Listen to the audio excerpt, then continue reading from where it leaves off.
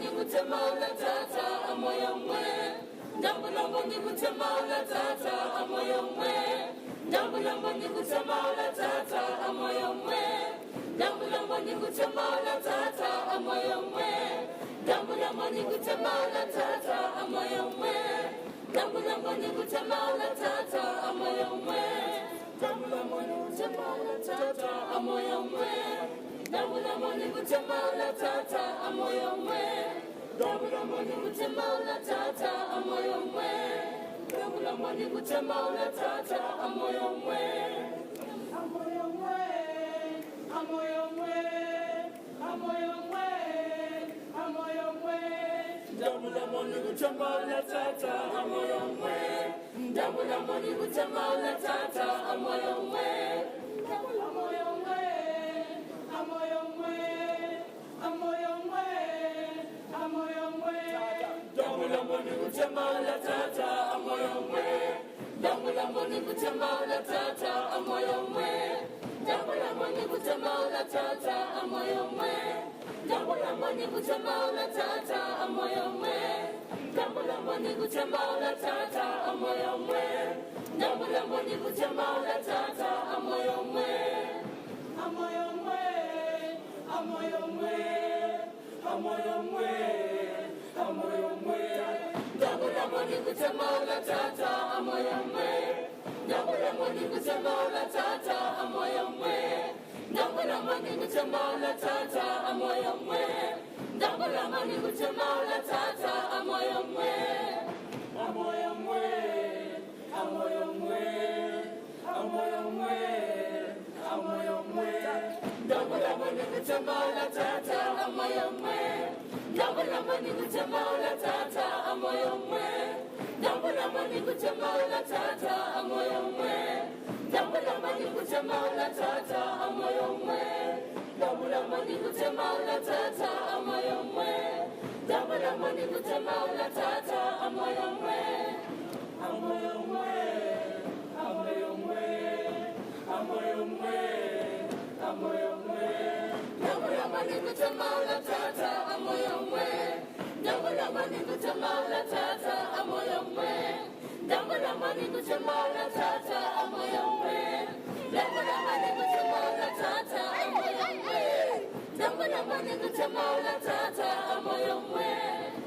Amoyo mwe, amoyo mwe, amoyo mwe, amoyo mwe. Ndambula moni kutemala tata amoyo mwe. Ndambula moni kutemala tata amoyo mwe. Ndambula moni kutemala tata amoyo mwe. Ndambula moni kutemala tata amoyo mwe. Ndambula moni kutemala tata amoyo mwe. Ndambula moni kutemala tata amoyo mwe. Ndambula moni kutemala tata amoyo mwe. Amoyo mwe, amoyo mwe, amoyo mwe, amoyo mwe.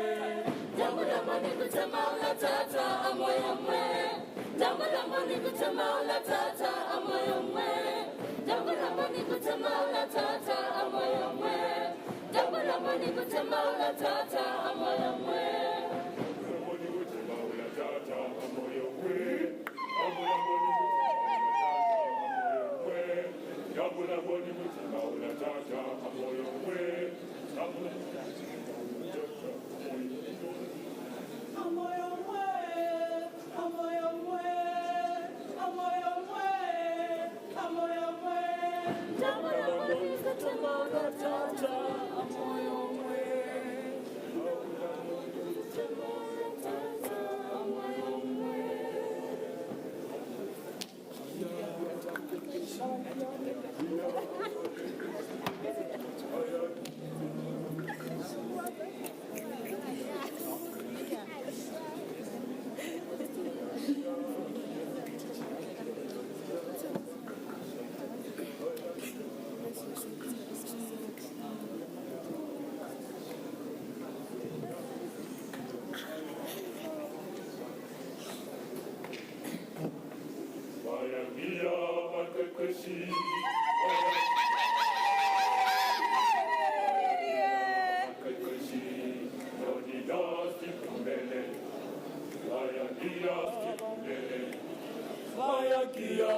abaqeqeshi, bayagiya abaqeqeshi, bayagiya abaqeqeshi, yonina siphumelela, bayagiya abaqeqeshi, bayagiya abaqeqeshi, bayagiya abaqeqeshi, yonina siphumelela, bayagiya abaqeqeshi, bayagiya abaqeqeshi, bayagiya abaqeqeshi, yonina siphumelela, bayagiya abaqeqeshi. Thank you, Nast Choir.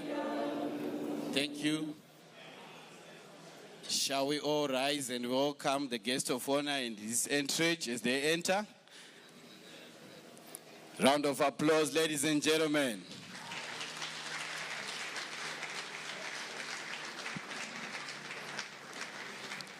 We can do better than that, ladies and gentlemen. Another round of applause as the Indaba rose to life. Thank you, beautiful, beautiful. Nast Choir, prepare for the anthem. Stand by.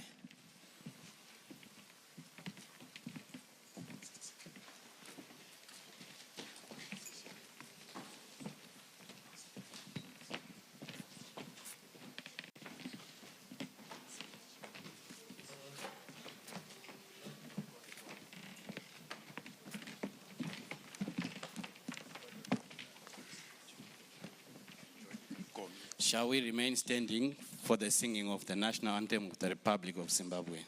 Nast Choir, over to you.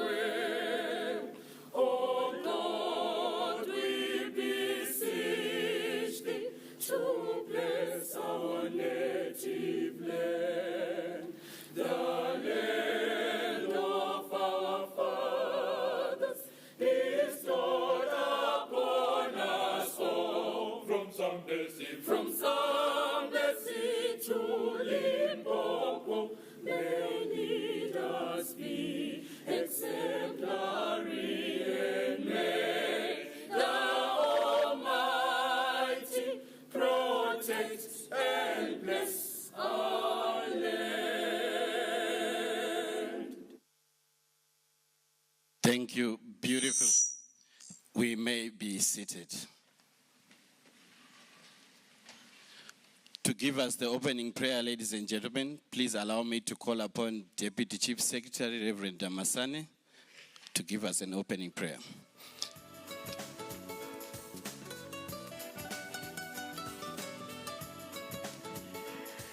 Shall we bow our heads and pray? Our Heavenly Father, we thank you this morning for the gift of life. We also thank you that you have enabled us opportunity to work the land where you have placed us, and also to make it productive and use our hands to bring more wealth. Father, we ask that you may bless this convocation as people discuss about how we can make it even better where we are, how we can change the livelihoods of our people. We ask for wisdom and understanding. We ask also for guidance, that your Holy Spirit may cause that every word of our mouths and the meditation of our hearts may be acceptable unto you, O Lord. We pray in Jesus' name. Amen. Amen to that, and beautiful. Driving our program today is Dr. Mungai. Allow me, ladies and gentlemen, to hand over the reins to him. Dr. Mungai, sir.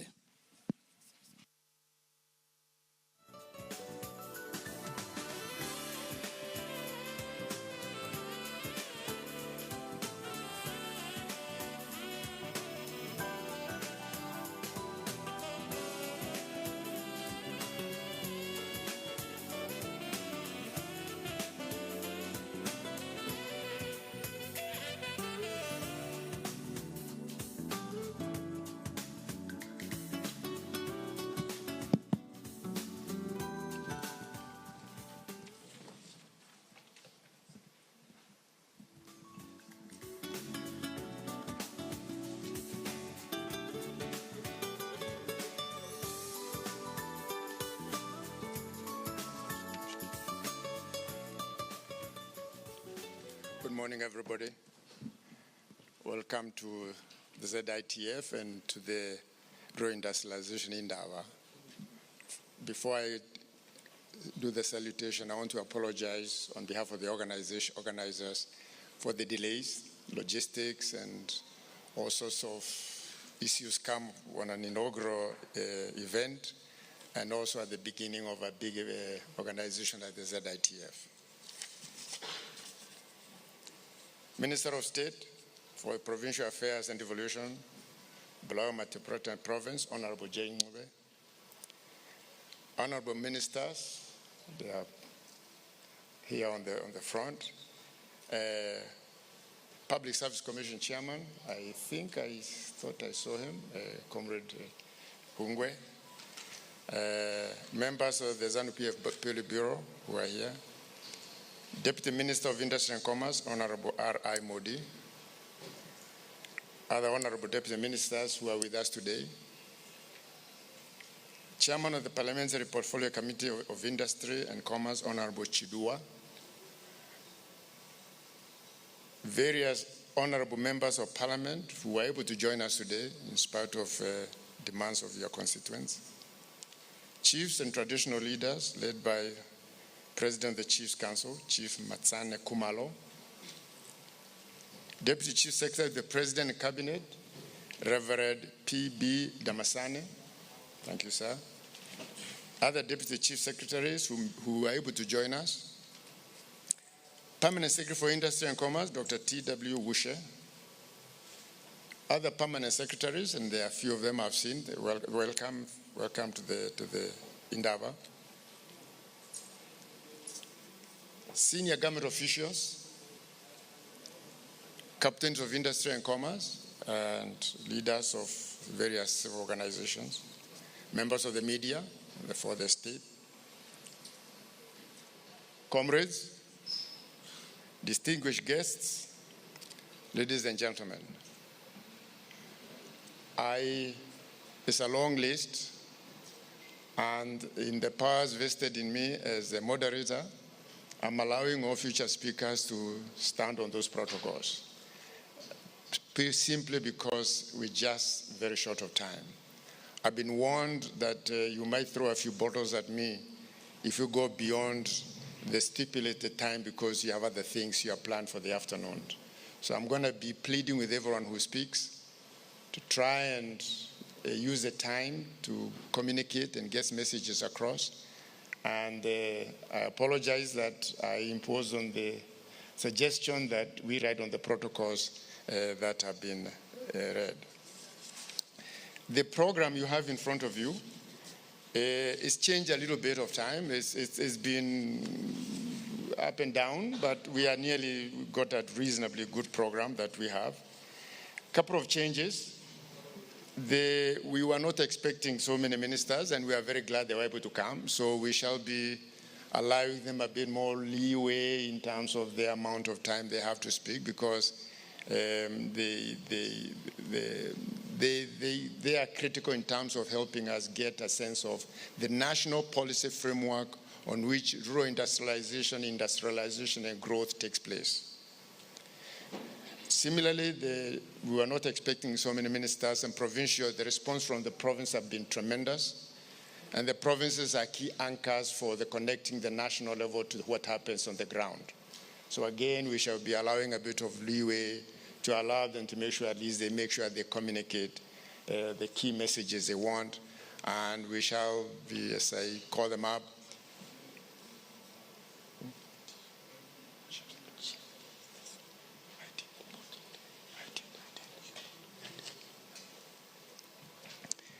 and we shall try and manage the time the best we can in making sure that this we get the national level and the provincial level, because the national policy for devolution or any government programs has to go to the province for articulation, regeneration, and dissemination, and make sure that at least it's allowed to kind of, it's almost like a cog to make sure they link with the people who are on the ground and the local authorities who is responsible for overseeing the development. So we shall try the best we can to make sure we give time to that.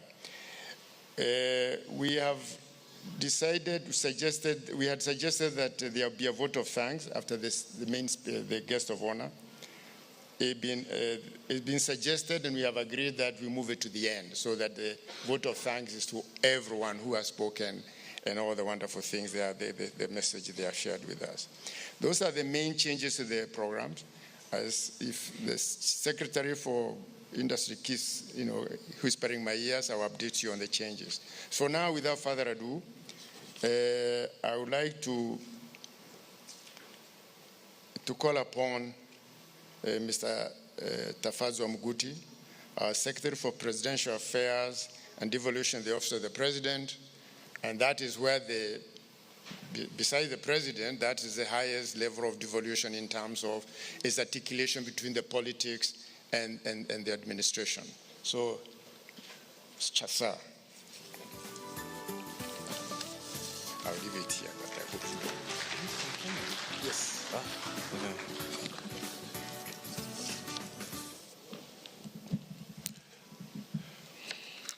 Nashukuru sana, Dr. Mongo.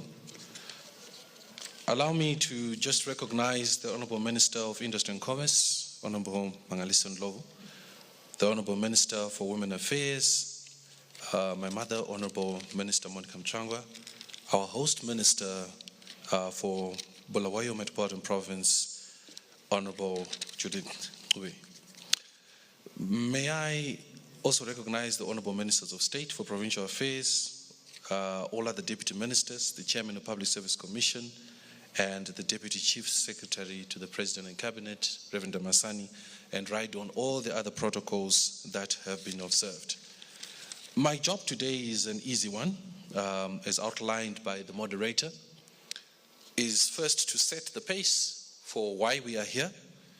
And I would like to start off first by congratulating the Ministry of Industry and Commerce, the entire team, for this groundbreaking initiative, the first of its kind, where Zimbabwe is now starting to develop rural industrialization policies unique to each province. May we give them a round of applause.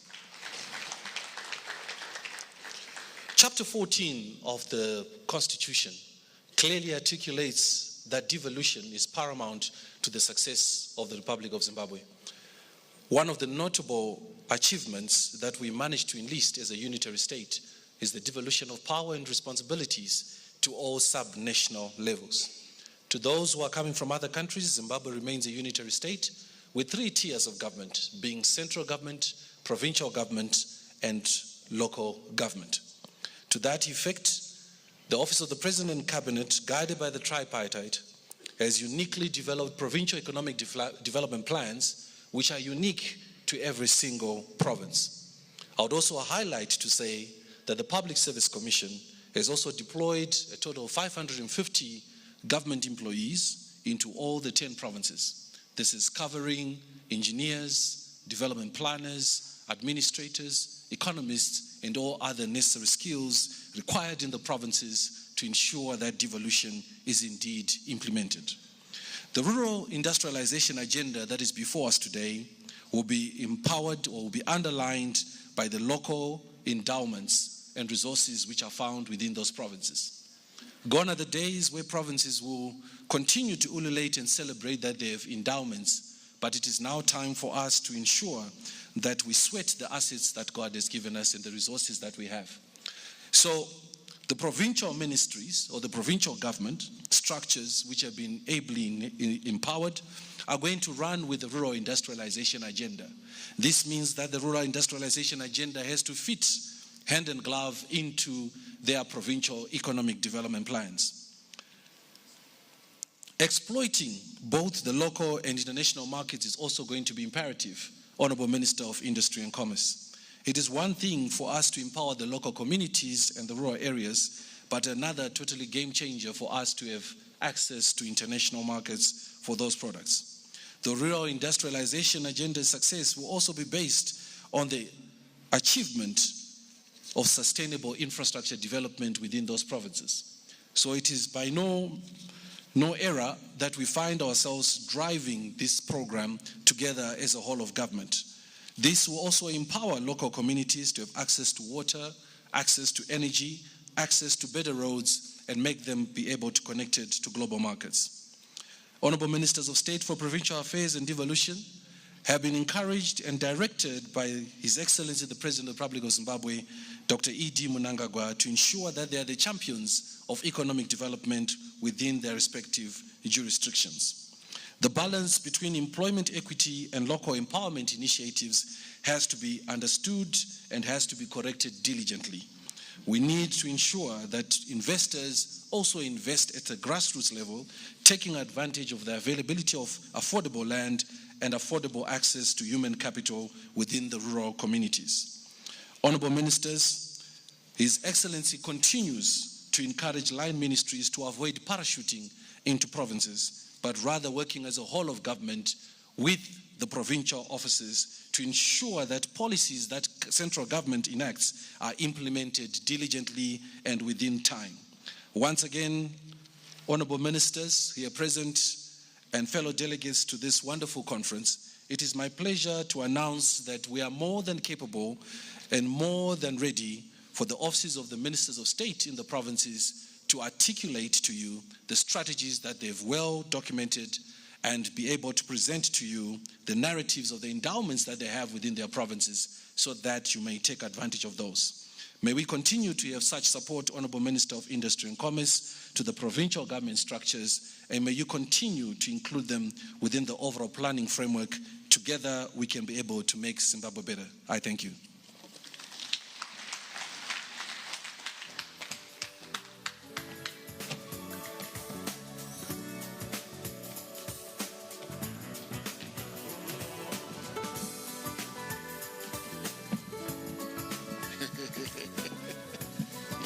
I'm too short. Thank you very much, Secretary Maguti. In this session, we're going to have a number of ministries presenting. We had hoped to get all the ministers in, but it's also a busy time. So we are very thankful for the ministers who made it and who sent the deputies and representatives.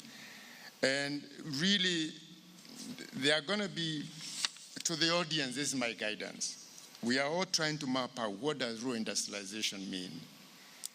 I'm going to suggest that you look out from every presentation, at least 3 key messages you think you are getting from them, what they think in terms of their mandates and in terms of the challenges they have and in terms of the questions they think is important for them. The second one is that you got the messages, what their mandate is, what they think is important, what they are looking for partnering with. The other one is to really figure out what are the kind of 3 key policy actions they are putting forward. Because in a way, each one of us is here because we have a stake in the industrialization. That's the next 4 ministries. There are 5 ministries who are going to speak after this, which I shall apologize for those who are not here. But we're going to start with the Ministry of Mines and Mining Development.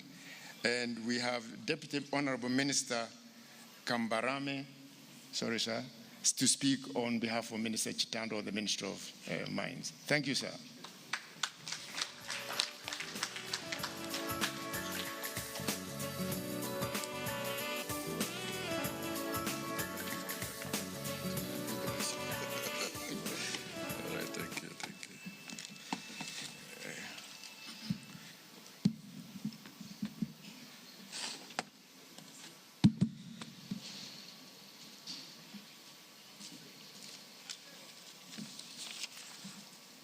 Can somebody please assist the mic?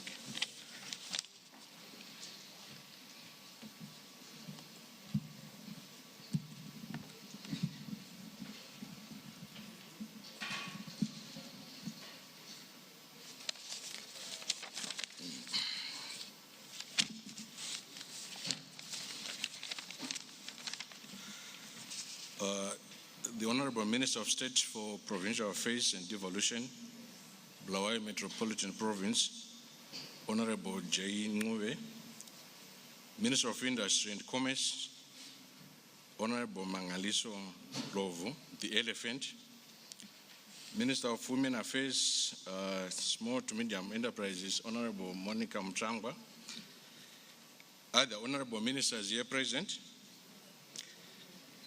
members of the ZANU-PF Politburo, Honorable Raj Modi, Deputy Minister of Industry and Commerce, and other colleague deputy ministers here present, Chairman of PSC, Dr. Ongwe, Chairman of the Parliamentary Portfolio Committee on Industry and Commerce, Honorable Chidua, Chiefs and traditional leaders led by President of the Chiefs Council, Chief Kumalo, Deputy Chief Secretary to the President and Cabinet, Reverend P.B. Damasani, and other Deputy Chief Secretaries here present, Secretary for Presidential Affairs and Devolution in the Office of the President, Mr. Mguti, Permanent Secretary for Industry and Commerce, Dr. T. Wushe, and other permanent secretaries here present, senior government officials, captains of industry and commerce, ministers of provincial, ministers of state for provincial affairs and devolution here present, captains of industry and commerce, members of the media, distinguished guests, ladies and gentlemen, honorable guests, it is my singular honor to address you today under a powerful and timely theme, inclusive growth, industrial roots, unlocking Zimbabwe's raw potential. If I were given a chance to rephrase this title, I was going to rephrase it like unlocking Zimbabwe's raw potential through inclusive growth and industrial roots. This is more than just a policy conversation. It is a national imperative. Because if Zimbabwe is to rise, it must rise with its rural communities at the forefront. As we strive towards Vision 2030, our collective ambition to become an upper middle income economy, we must place inclusive and sustainable rural development at the center or at the core of our growth model. Zimbabwe is richly endowed with mineral wealth from gold and platinum to lithium and rare earth minerals. But minerals on their own are not development. True progress lies in how we connect mining to the broader industrial and rural economic ecosystem. Mining must not remain an isolated activity. It must create and nurture economic linkages. That is backward linkages through local supplies, manufacturing of inputs and skills training. Forward linkages through value addition, processing and raw industrial parks. Lateral linkages into agriculture, energy, tourism and infrastructure. Let me be clear on this one. Raw industrialization is a step in the right direction and towards Vision 2030, When mining drives the emergence of raw manufacturing hubs, agro-processing centers, and service industries, we will create a domino effect on jobs, income, and innovation. Currently, government is actively working to establish mineral-based industrial zones in rural provinces. These are centers of excellency where government will be establishing in areas where we find coal, like in Wange, in Matabele North. Let there be centers of excellency for value addition and beneficiation of coal, that is from raw coal to coking coal, to thermal power stations, that's electricity, to liquid fuels, that is bitumen, and fuel. In areas where we find diamonds, let there be gemology centers, lapidary centers for value addition of those diamonds. We speak of Chimanimani, but there have been plans to establish a gemology center in Mutare. We are enacting a policy so that all those activities are done right in Marange, right in Chimanimani, where mining is taking place, so that to empower local communities. We need also to align education and vocational training with the skills needed in the rural mining corridors. For mining to truly unlock raw potential, it must empower the people who live closest to the resource. Rural communities should not be bystanders to the mining economy. They must be co-authors of their own development policy. For a story, this begins with robust local content policies. Mining companies must hire locally, procure locally, and also train locally. There should be quotas for employment of locals. There must be clear, enforceable guidelines to ensure raw enterprises, especially those led by women and youth, have a stake in the mining value chain. Equally important is beneficiation and value addition. The days of exporting raw minerals and importing finished goods must end. Let us process lithium batteries in Bikita, not Beijing. Let us refine our gold in Mashonaland and Matabeleland and not in Dubai and Malaysia. Let us manufacture chrome-based products in Midlands, not export and process the chrome ore to South Africa and China. But to achieve this, we must move beyond extraction. We must embed strong backward and forward linkage, like I've said, that connect mining with other raw industries, such as agriculture, manufacturing, and small-scale enterprises. Imagine a rural lithium mining operation that leads to establishment of a battery assembly plant in the same district. Let's picture out a gold mining community where local engineering firms supply spare parts and provide maintenance services also locally. Consider the employment opportunities created when mining stimulates growth in transport, catering, and construction services in rural growth points. These are not distant dreams. They are opportunities within our reach if we plan intentionally and invest wisely. This is how we retain value, create jobs, and stimulate entrepreneurship in the rural districts that host our mineral wealth. Today, I issue a direct call to mining investors, both local and international. If you operate in our rural communities, you must invest in them. Previously, we were talking of corporate social responsibility. We need to speak of corporate social investments so that we empower our people sustainably, especially considering the finite nature of our minerals. Let's revive and recapacitate CSRs, come up with the proper ESGs, environmental social governance. Very soon the ministry is going to make that a prerequisite for any issuance of a mining title. A company has to present to the ministry, to the certification of the ministry, its ESG policy. Together, let us redefine mining as a developmental industry, not just an extractive one.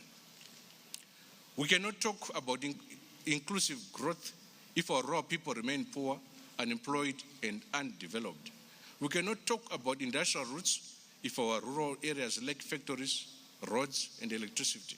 We cannot attain Vision 2030 if the benefits of growth do not trickle down They must flow down. Let us mine with purpose. Let us invest with impact.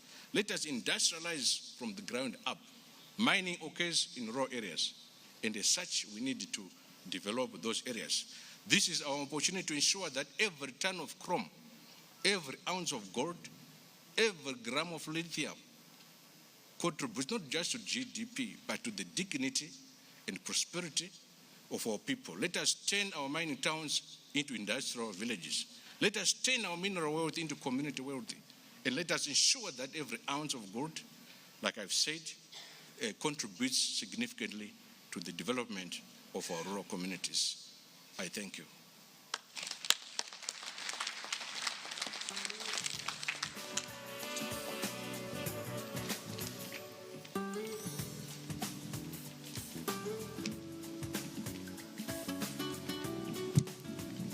Thank you, Honorable Deputy Minister of Mines, for reminding us that you have a responsibility to allocate the rights to mine,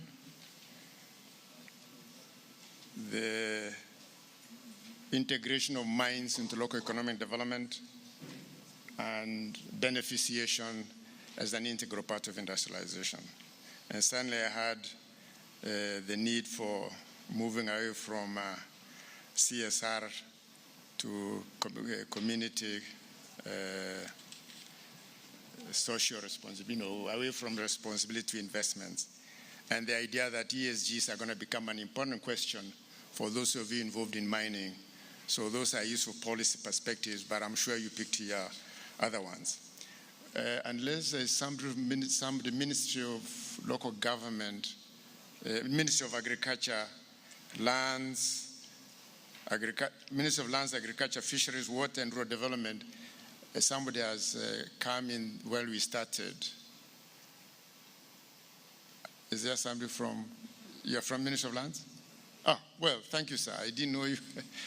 I was made to understand you had given apology. Come in, sir. Come over, sir. Yes, sir.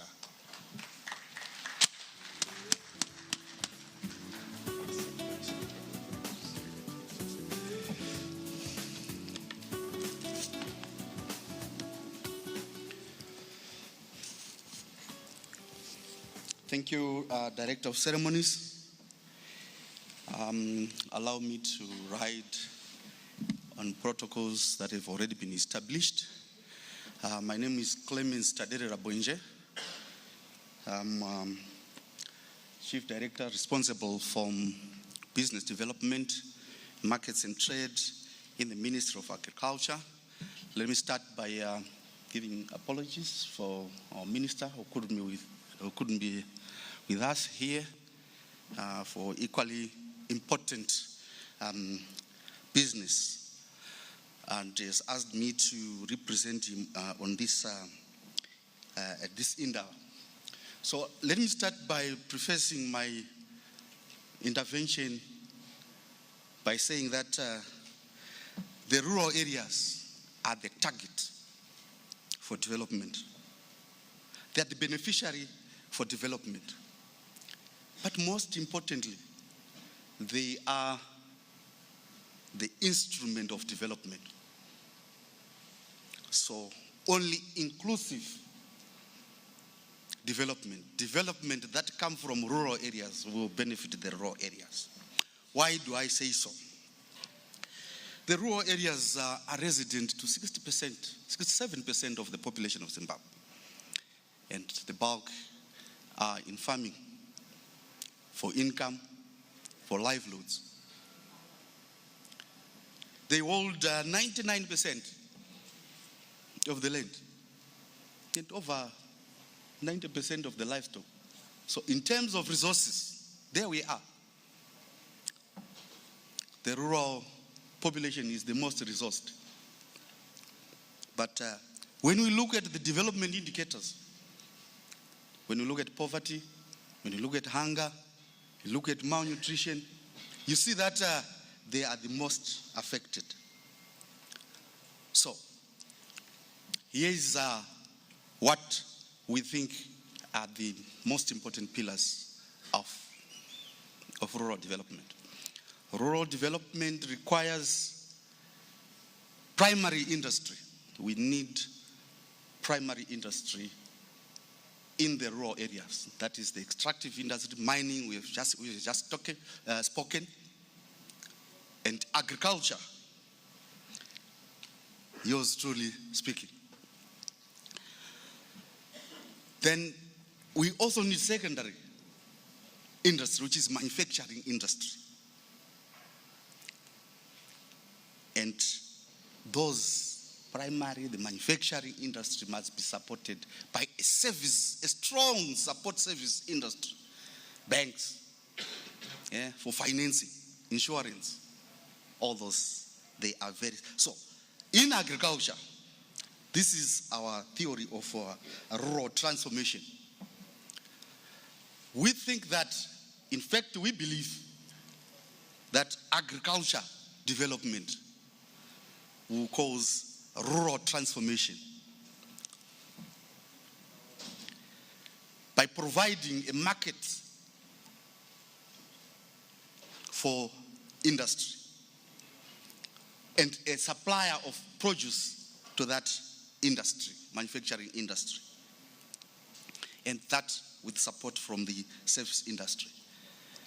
So agriculture development will cause rural industrialization, then that rural industrialization will cause rural development through value addition, agro-processing for increased income and expenditure. So we believe that based on the population dynamics, based on the prevalence of poverty, hunger, and malnutrition statistics, when you look at these development indicators, inclusive development should happen in rural areas. And in agriculture, this is encapsulated in our agriculture, food systems, and rural transformation strategy. And further focused on rural development through a Rural Development 8.0 program, which is basically an output-based program of programs that are targeted at the rural communities. You've heard of the presidential input, the goats, the poultry, the fish, the village business units, police tigris, all these are targeting the rural people, ensuring that they are productive and they can partake in the development that will benefit them. So here is our 4-point focus plan. For us to be able to develop, to industrialize, we need to focus on the people and establish institutions that capacitate the people, that will work with the people. This is where you have seen us as Ministry of Agriculture seeking to capitalize, to digitalize, to motorize our extension workers. Our agriculture education and training colleges are now, we now have the 9th college, which is an online agricultural colleges. The idea is to capacitate the people, capacitate the rural people. The youth incubation centers that have been established in the 8 provinces are targeting youth and capacitating the youth. Our agriculture for she, which is integrated in each of the rural development 8.0 programs, is also seeking to ensure that women are capacitated. Now, I've already indicated that about the policies, but I just want to emphasize that as institutions, when it comes to policies and regulations, you will see that agriculture becomes very, very multi-sectoral. It becomes multidisciplinary and multidimensional. We need to coordinate. We need to work together. But let me at that point just make an addition that maybe not to be beaten by industry who are doing a provincial industrialization, province-based provincial industrialization program. In 2020, as agriculture, we launched the development of an agriculture investment plan in the context of the Continental Africa the CADA program, Continental Africa Agriculture Development Program. So we launched the development of a Zimbabwe Agriculture Investment Plan, which took a provincial approach. So as we speak, we have developed provincial investment plans. So I thought I would also indicate that. So the second area of focus is infrastructure. We need to develop resilient rural infrastructure. Our irrigation infrastructure that we are looking at, that we are developing, is really considering the issues of climate change. So modernizing our irrigation to more efficient irrigation systems, solarization, so that we use renewable sources of energy, and also use of drip irrigation. So that's the other pillar, the other area of focus. And the third focus is that we must focus on rural value chain, rural agriculture value chains that are not only productive but also integrated into the regional economy, so that we also integrate the rural economies into the region and into the continent. And just to speed up, the last area of focus, is partnerships, collaboration, and coordination.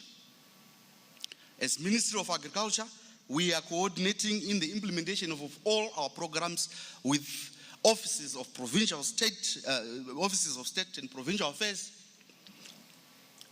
in the implementation of the village business units, implementation of the presidential input schemes, implementation of the rural development aid programs.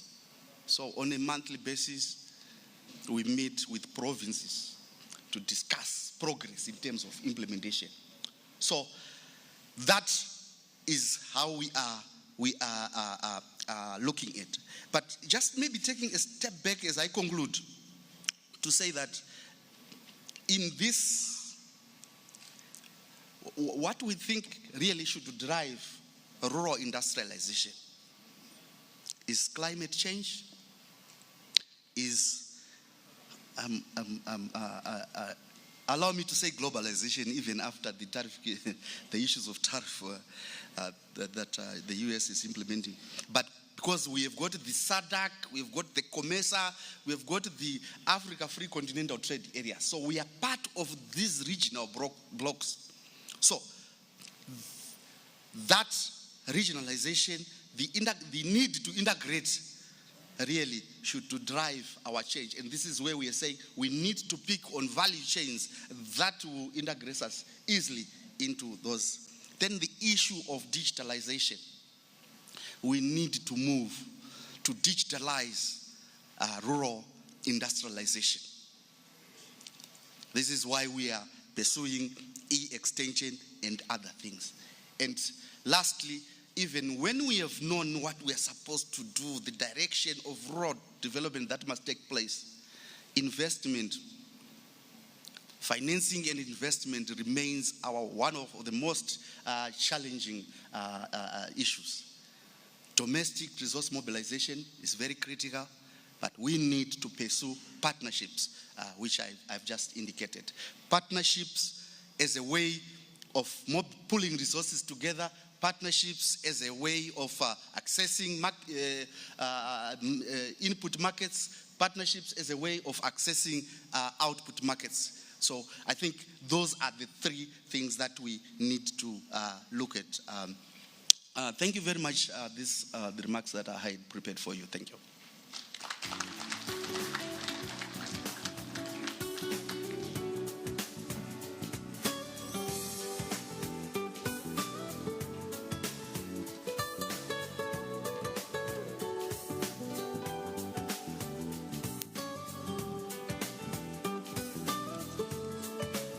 Thank you very much, Dr. Clemens Bwenje, for updating us on the Ministry of Lands, Agriculture, Fisheries, Water, and Rural Development.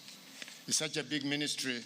Each one of us will take the key messages depending on where and how we relate to it. I think for me, I picked the question of their key areas of responsibilities being the people with custody for the most important capital for development, land. And with it, the water and the fisheries that go with that. Second, for me, I see the idea that they want to leverage the second most important human capital for development, which is human capital for agricultural production. And thirdly, that is figuring out food systems. We all have to eat.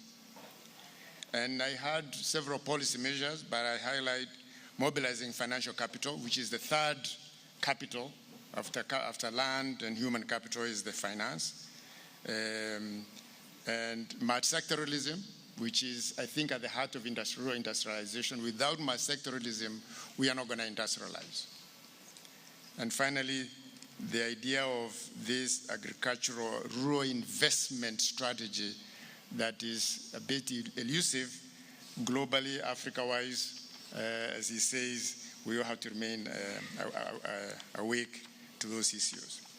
The next speaker is going to be our Minister of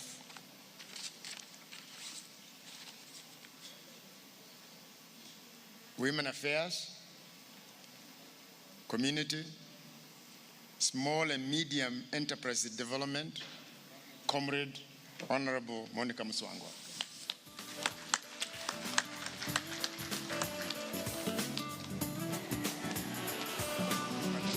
Okay. I think a little shorter. Thank you very much, Dr. Mungai Lenei, our Director of Ceremonies this morning, the Minister of Industry and Commerce, Honorable Mangaliso Ndlovu. But before I go that further, let me also salute in a special way our guest of honor, Honorable Judith Ngube, the Minister of State for Provincial Affairs for Bulawayo Metropolitan Province and also Devolution. I want to salute the Honorable Deputy Ministers who have come and presented. It is proper for me to honor the Chairperson of the Public Service Commission. I've seen he's among us, Dr. Hongwe. The Deputy Chief Secretary for Social Services, Reverend P.B. Damasani. The PS in the Office of the President, my dear son, Tafadzwa Muguti. My Secretary for Industry and Commerce, Mr. Utete Ushe. My own Secretary for Women Affairs, Community, Small and Medium Enterprises Development, Dr. Mavis Banda. Let me, in the interest of time, ride on the protocols which have already been established.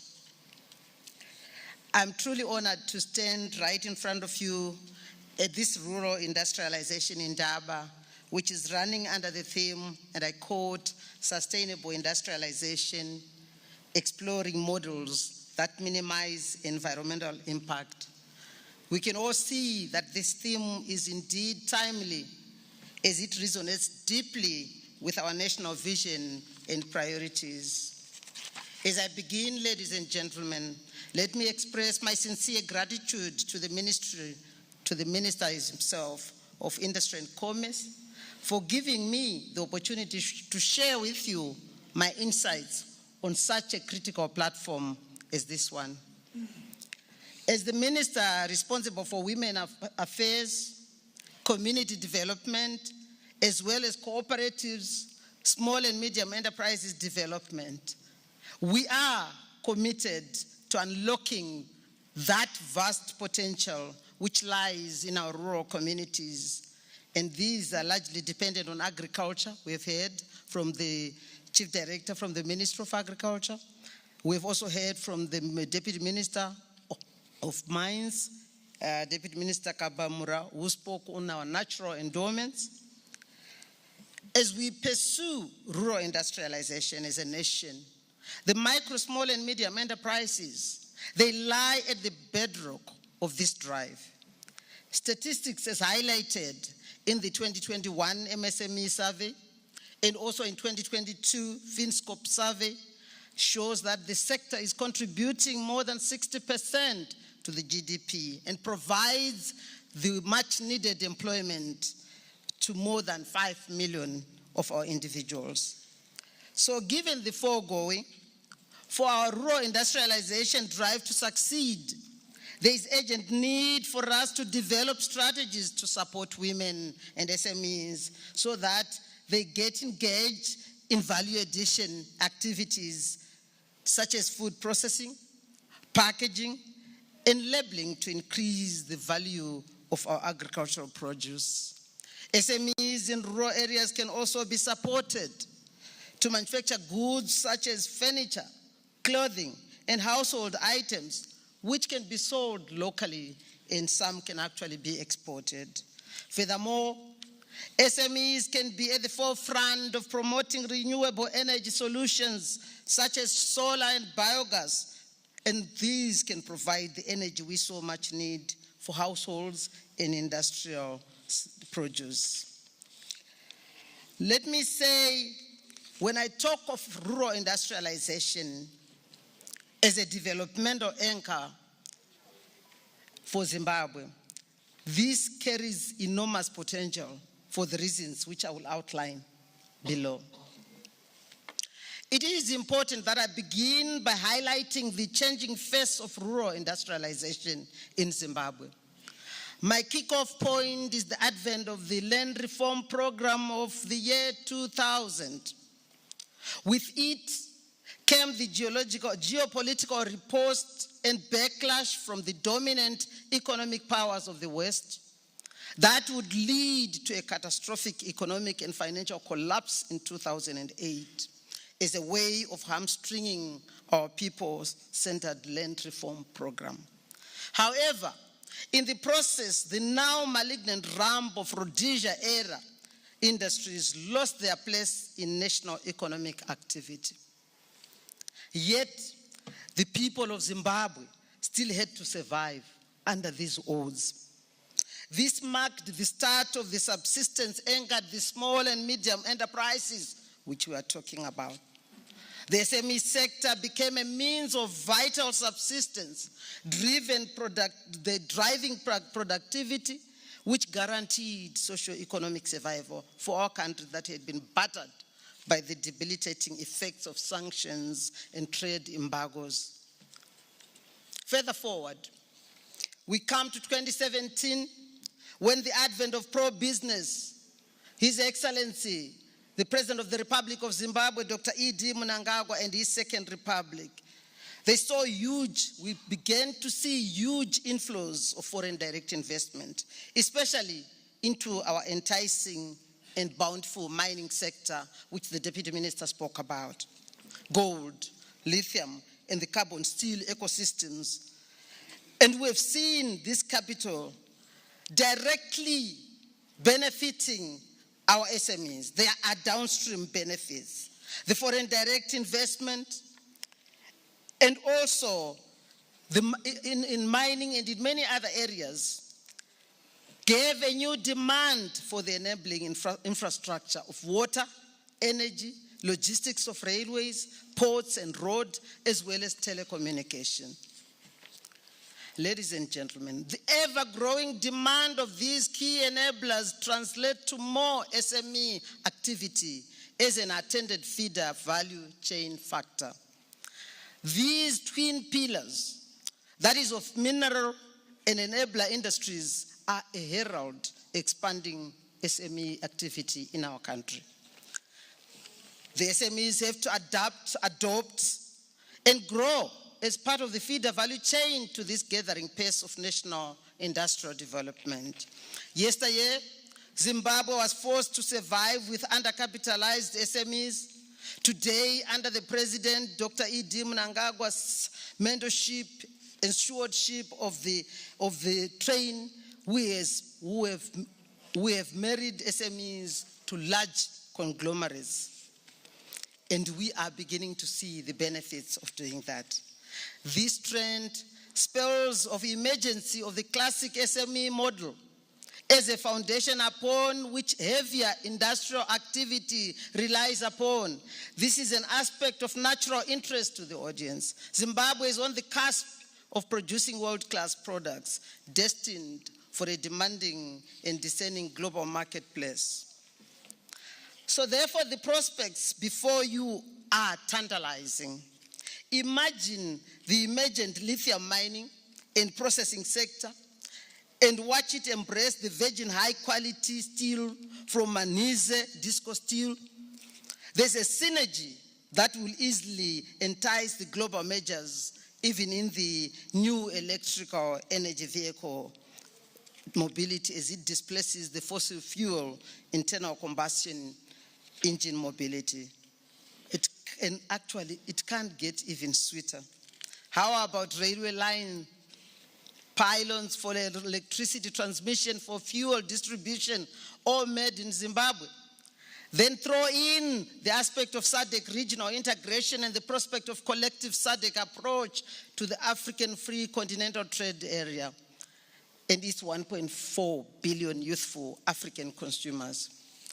Here I'm driving home the point that the ingredients of sustained growth and shared prosperity are all in place for this well-resourced SADC sub-region.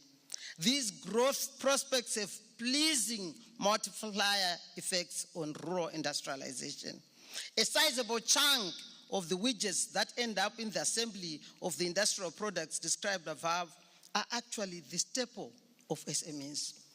As a minister in charge of SMEs, I've visited Siaso, I've visited Gazaland, I've visited markets in Mutare, markets here in Bulawayo, and you can see that they have been suffering trying to import steel to do their widgets. And now we have locally produced steel, which means it's going to be cheaper and accessible, and that will boost production.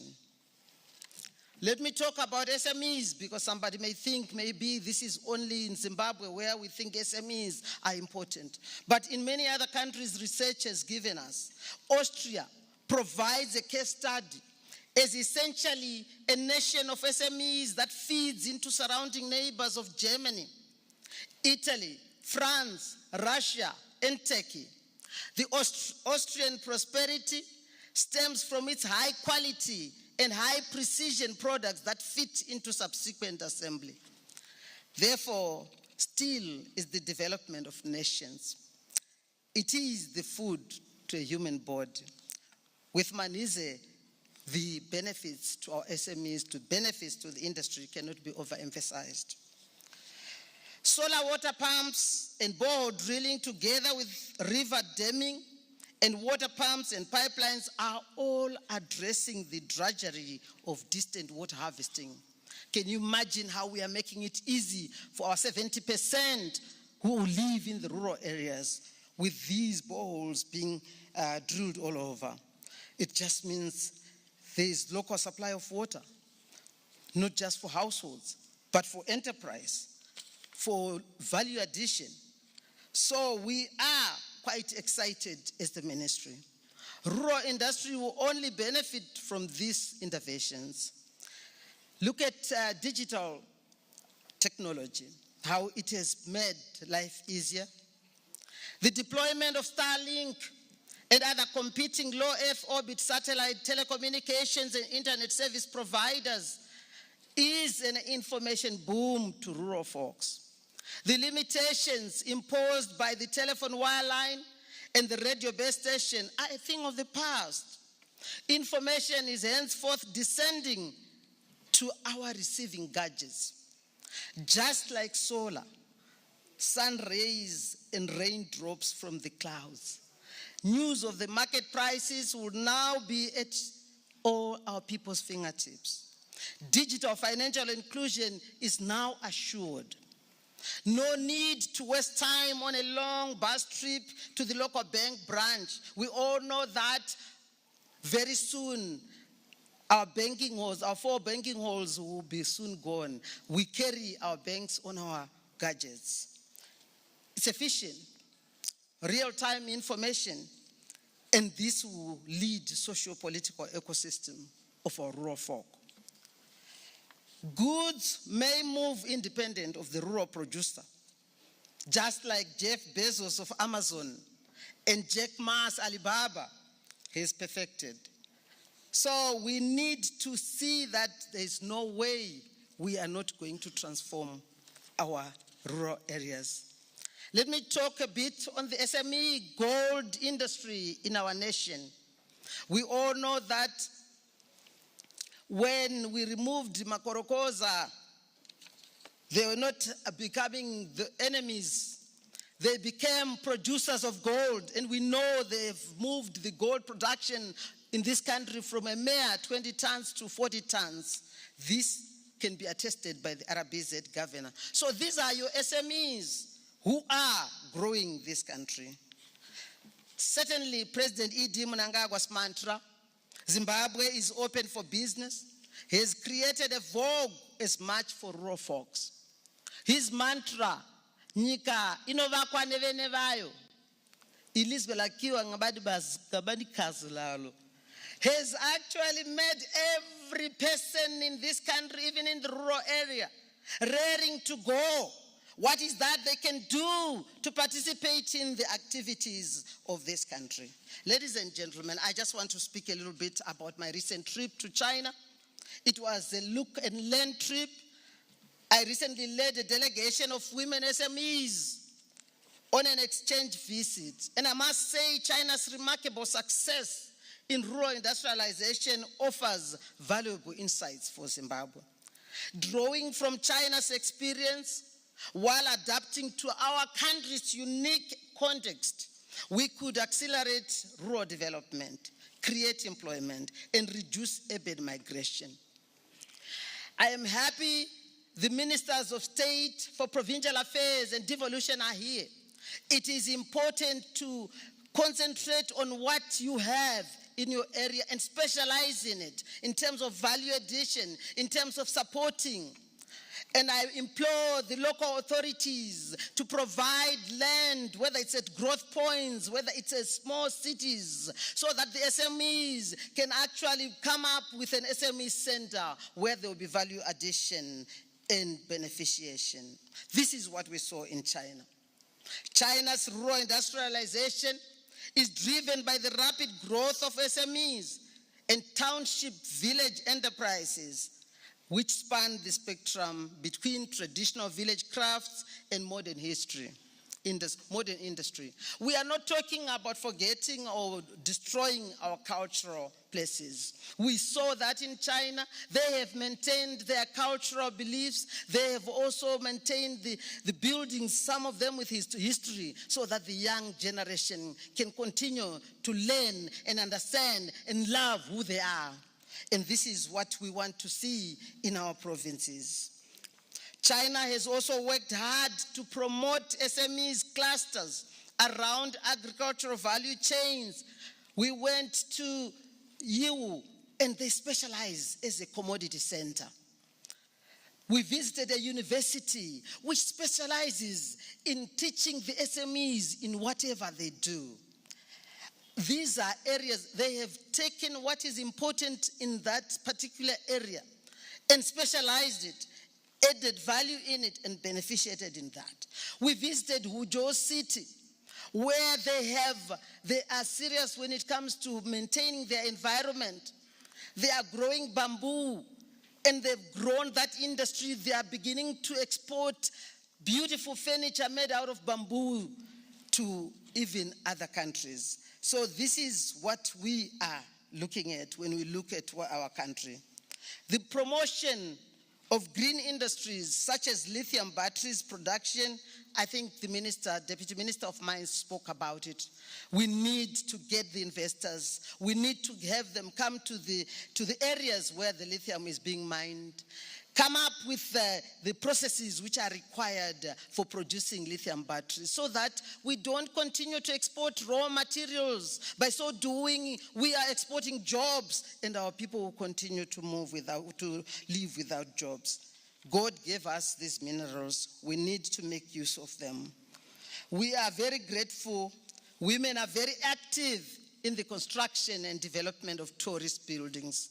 transforming rural homes into hotels, restaurants, and Airbnb facilities. All this to attract the tourists who we so need for the foreign currency we require. For Zimbabwe, to facilitate transformation of rural enterprises, it is vital that all regulatory authorities and stakeholders work closely together to sensitize and facilitate technical support in areas of business registration, licensing, standards, and certification, and public procurement to position rural enterprises for competitiveness and growth. We can't have a one-size-fits-all. We have to give an opportunity for the small and medium enterprises to grow. They are ready, they are organized, they are ready to formalize, they are ready to comply with the statutory regulations. What they need is services, what they need is support. Once they are given that support, this country will grow. So I want to thank you very much, Minister, because we will be working very closely with all the stakeholders. The promotion of a government whole approach, we will be there working with you. We have got our staff working with our grassroots all the way to the ward level to make sure that they understand what is that they have. Are they growing macadamia? Is it bananas? Is it the grains, the small grains, or traditional grains rather? How can we improve on that? How can we make sure that we start working on exporting macadamia from there? How can we export groundnuts and everything from there? So, as a ministry, we provide a range of opportunities in these productive sectors. We have funding for those women who are starting up businesses. We've got the Women Development Fund, the Zimbabwe Community Development Fund, and also one thing which I want to be very clear is Zimbabwe. We have seen a lot of commercial banks coming on board, realizing that the money lies with the SMEs, and they are beginning to coming up with loans which have conventional interest rates so that our SMEs can grow. Ladies and gentlemen, the future of Zimbabwe lies in our ability to innovate, empower, and sustain our rural enterprises. By investing in the capacity of women, youth, and SMEs, and even people living with disability, we are planting the seeds for a more inclusive, resilient, and environmentally responsible economy. As I conclude, let us leave this conference not only with new ideas, but with a renewed commitment to collaborate and implement. Together, we can transform rural livelihoods and create industries that sustain both people and the planet. I want to thank you sincerely. Thank you.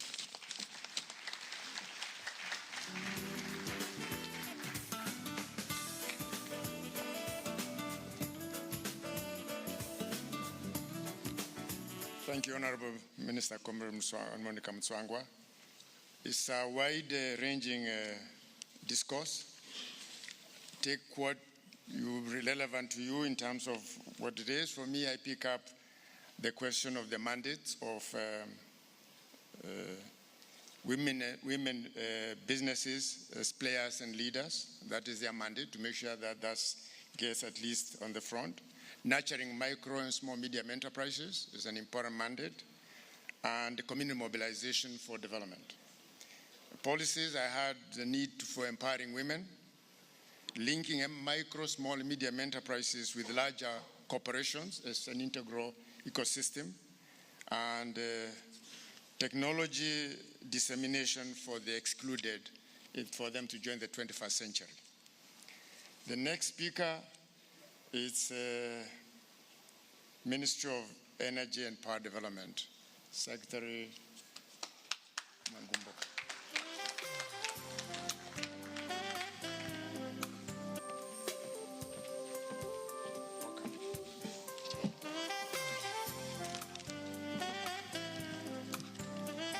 Good morning.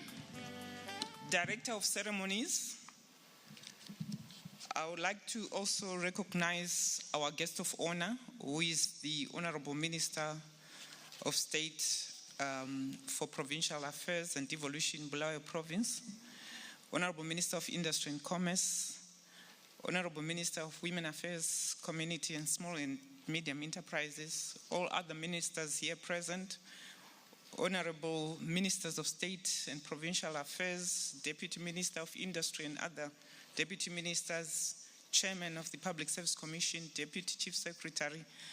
I would like to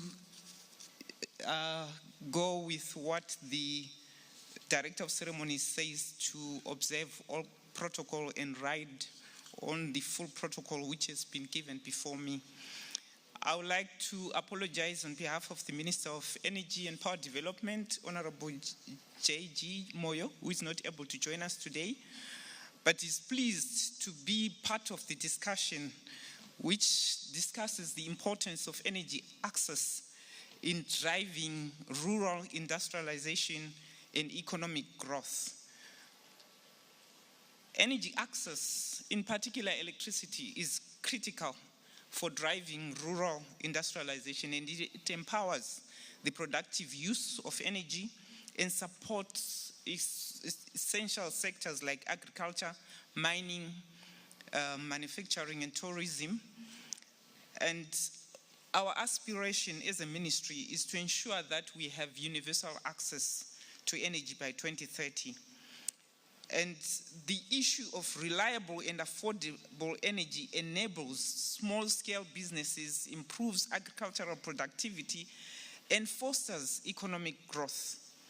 With devolution agenda of the Second Republic and the mantra of leaving no one and no place behind, energy access in rural areas is necessary for Zimbabwe and is not an option to ponder around about. The electrification rates of the country at the moment, you're sitting at 62%, which leaves about 38% of our people without access. And with that 62%, 20% is in rural communities. So it leaves 80% of our communities with minimum access, especially to productive use of energy. The current supply situation is known to all of us, where we still have a supply-demand gap. However, we still pride ourselves with a lot of natural energy resources which are from coal, rivers which we have for hydro, and renewable energy resources like solar, wind, and also small hydro systems. As a country, the fact that we have a supply deficit presents a huge opportunity for development, including in rural communities.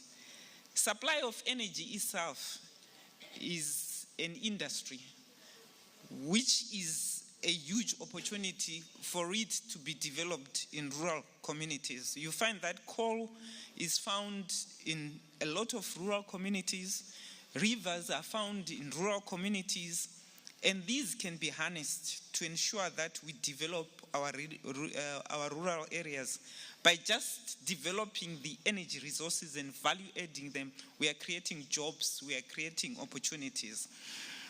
But I would like to quickly move on to the key issue of today, which is the issue of rural electrification program. But before I do so, I'll speak briefly to the energy compact, which our minister is dealing with at the moment and is not able to join us today. The energy compact looks at 5 pillars. The first pillar is to expand generation capacity and that of the networks. The second pillar is looking at regional integration, which looks at the opportunity for us, not just after we have expanded our generation beyond what we need, we can then export it to the region and also import from the region. The third pillar looks at embracing distributed energy systems, which is one of the issues I'll speak to when we are dealing with rural communities. And then the fourth pillar, and the fourth pillar is that which deals with providing incentives for private sector participation in the rural industrialization process, and also increasing access to energy also in urban areas. And the last and final pillar is that of ensuring financial viability and to ensure that we deliver an energy supply which is affordable and also reliable, especially when we look at development in our rural communities. So as a ministry, we are looking at accelerating access to modern energy by 2030, and we have developed a national electrification strategy. And this electrification strategy is anchored on the rural electrification master plan, where we have identified through the rural master plan that we need to densify, especially areas where we already have lines which we have moved into our rural communities. So our rural electrification strategy looks at three major issues of access. The first one is grid extensions and densification, especially where we have pulled grids into rural centers and schools. Then the second strategy is by distributing the distributed energy solutions, mainly anchored on solar and storage systems. And the third one is looking at other energy forms other than just solar, but looking at also wind and biogas as a supply to enhance rural productivity. Through the Rural Electrification Fund, which exists through an act of parliament, we provide for public institutions 100% subsidy, and also for schools and clinics and government institutions. We also then provide 50% subsidy for villages where villagers want to expand the network into their own communities. But we also expand and provide also 50% subsidy for biogas digester construction, especially where we want to provide clean energy for cooking. When we look at the achievements thus far, more than 10,840 rural public institutions, including business centers, chiefs, homesteads, and small-scale farms, villages have been electrified. However, we still have more to be done. And we are currently working on providing the support for the last mile connections for households, given that most of the lines are much closer to the households now. And this is where the energy compact issue is going to assist us. We are looking for partners to come with and join us as government.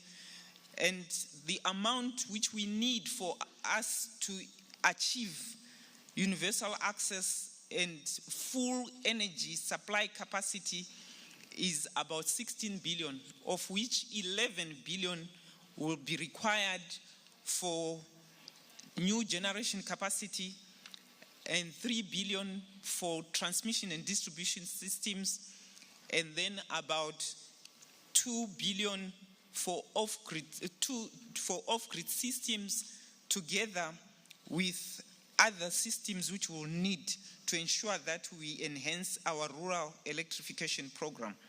We've already started on solar mini-grids and macro-grids, for which through the rural electrification levy, we have managed to build over 937 projects which are using the renewable energy distributed systems.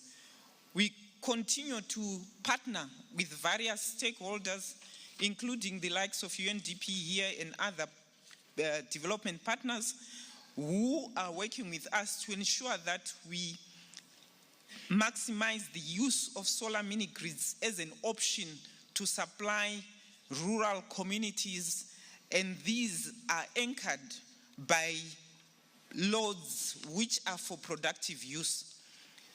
I would like to move on to, I think a lot of other issues have already been said, but I'll quickly just mention that we have seen private sector participation, but we still need more. And we are currently working on feasibility studies for over 100 mini grids, which would want to implement and call on private sector to come in. And all the mini grids, as indicated, will be anchored by productive loads, which includes irrigation systems, value addition, where we are looking at grinding mills, sawmills, and other value-adding productive use, which we are targeting for rural communities. Over and above, we have the presidential solar system, which is targeting filling in the gap to electrify 1.2 million using solar and storage households in rural communities. The key issue about this presidential solar system is that it is sized in such a way that it can be used for productive use. We are looking at 1 kilowatt system, which can also use to power a bowl, which can be used to enhance productivity and food security in rural communities. All these systems are anchored by a number of policies which we have, which is the National Energy Policy, the National Renewable Energy Policy, which allows for people to bring in renewable energy technologies duty-free.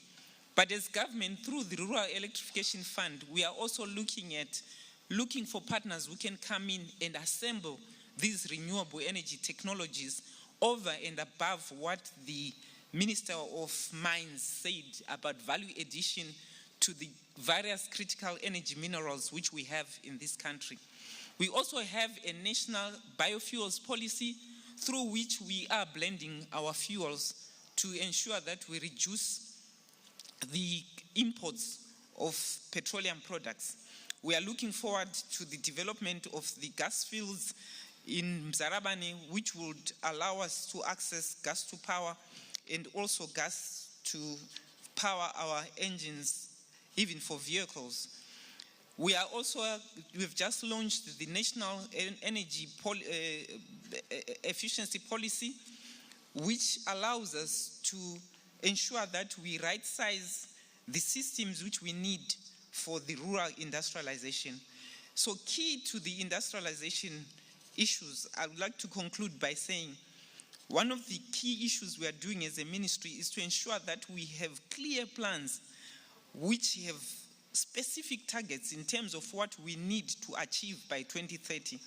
And this has been clearly articulated in our national electrification strategy and also the rural energy master plan.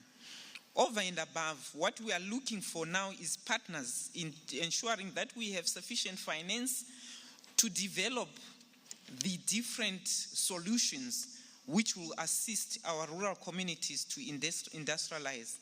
And through some of the partnerships, we have come up with the Renewable Energy Fund, which is specifically meant to be targeting small-scale and women-led and youth businesses. And this is a system which we believe will assist in industrialization of our rural communities. Over and above, we are looking at budgetary support from the fiscus, and this year alone we receive 100 million ZIG, which is targeting distributed solar home systems for our public institutions. And we believe that with more budgetary allocations, we can accelerate access in our rural communities. The third item is that we are linking all rural programs, whether it's distributed systems through mini-grids and microgrids, to productive use. When we are talking about productive use, is that all our solar mini-grids and macrogrids, they are linked to irrigation loads, value chain in terms of food processing, they are linked to sawmills, and we are also seeing huge captive power being developed by the mines for mineral processing, which is part of the value addition and increasing access to jobs for our communities. Last but not least, we are advocating for embracing innovation and research and development.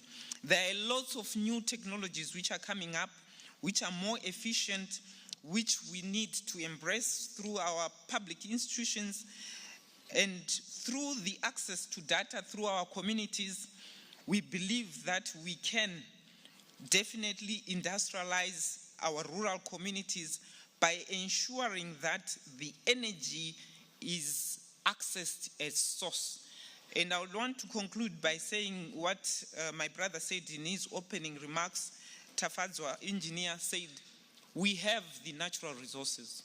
What we lack now is the value addition to those resources. And when we are talking about the sun, we can put solar PV, we can put concentrated solar, we can put solar thermal to value add that sun, which is there in every area, not just rural, but also urban communities.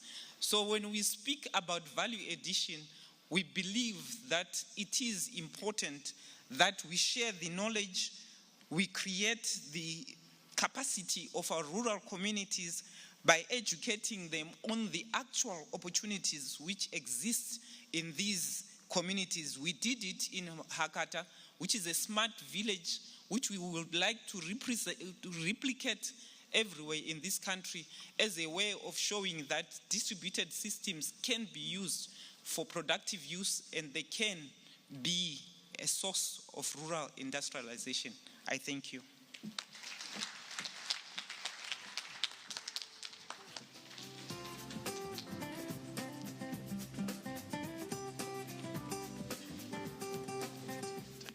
I forgot. Thank you very much, engineer. And I think for reminding us your mandate of, at least I took it to be managing what you might call the energy and demand supply management. It's in its own dimensions. That to me is what I take is that that's the big question as mandate for you, for the ministry. And policy-wise, I think the goal of universal energy access as a goal for inclusive growth and development seems to resonate very strongly. And that policy-wise, you have a very comprehensive energy compact, which we all need to get access to and read and see how we make it work for us, especially in the rural industrial sector. The final speaker for this session, and I really apologize, the time has run away from us, having started late, and managing the people on the front is very difficult. Time-wise is always very difficult, and it's an ambitious program we have. It's our host, Minister of Industry and Commerce, Honorable Bizita Mangaliso Ndlovu. Sir.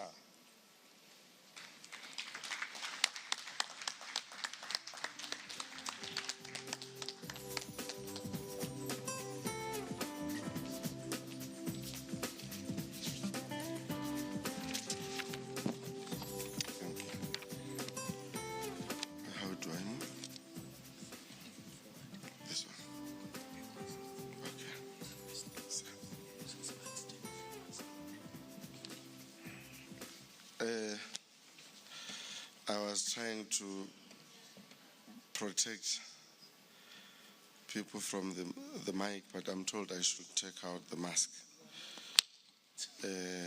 Very good morning, ladies and gentlemen. I'm struggling to locate my presentation. These things happen at the very wrong time. I've succeeded. I have a very long list here of the protocols to observe, but I'm also conscious of the time.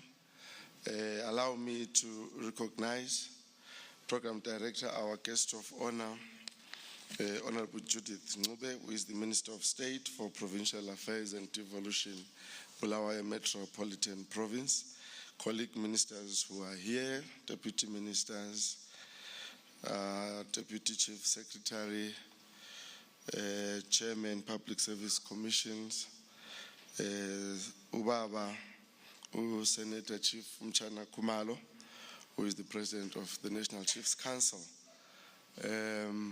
Permanent Secretaries here, all protocols observed. Program Director, my presentation will be slightly different. I was supposed to present on the importance of industrialization in promoting rural development and economic growth, but I was not consulted, so I came up with my own presentation. And my desire this morning is to talk more to the ministers of state, but of course to everyone who is in this gathering. So I have these 4 broad areas that I'll look at. Introduction really looks at the background around rural industrialization, overarching policy frameworks at national, at regional, and at a continental level. Then the next part will be looking at the structure and sectors that are driving provincial economies. And I think this is an exciting session. And then I will look at, I said possible roles that can be played by the ministers of state. I was very mindful, Deputy Chief Secretary, that I don't assign roles to ministers of state. But after looking at these structures, we said maybe there could be areas that we could work with them as a collective. I'm sure when you listen to all the presentations that have been made so far, all these ministries have something to do in driving rural industrialization. As an economy, we have made significant strides developing our country. But our biggest power, in my view, our competitive advantage lies in developing our rural areas. This is our untapped source, which remains at our disposal. We have the Continental Blueprint, Agenda 2063, through the African Action Plan for Accelerated Industrial Development for Africa, which recognizes rural industrialization as key for Africa's economic transformation through agro-processing and value addition to natural resources. When you study the countries that have developed on the anchor of rural development, have tapped on the relative cheap labor, relative cheap sources, raw materials that you get in rural areas, and they use those to their competitive advantage. This remains untapped in our economy. At regional levels, we have the SADC industrialization strategy and roadmap, and the COMESA industrialization strategies. You will recall those who joined us when we had our SADC industrialization week, where we had strong discussions around value addition, around even the creation of regional value chains. And at national levels, we have our NDS1, which is focusing on balanced and inclusive growth. I think I should have added here the constitutional mandate on devolution, but my brother highlighted it in his presentation when he gave us the background to this program.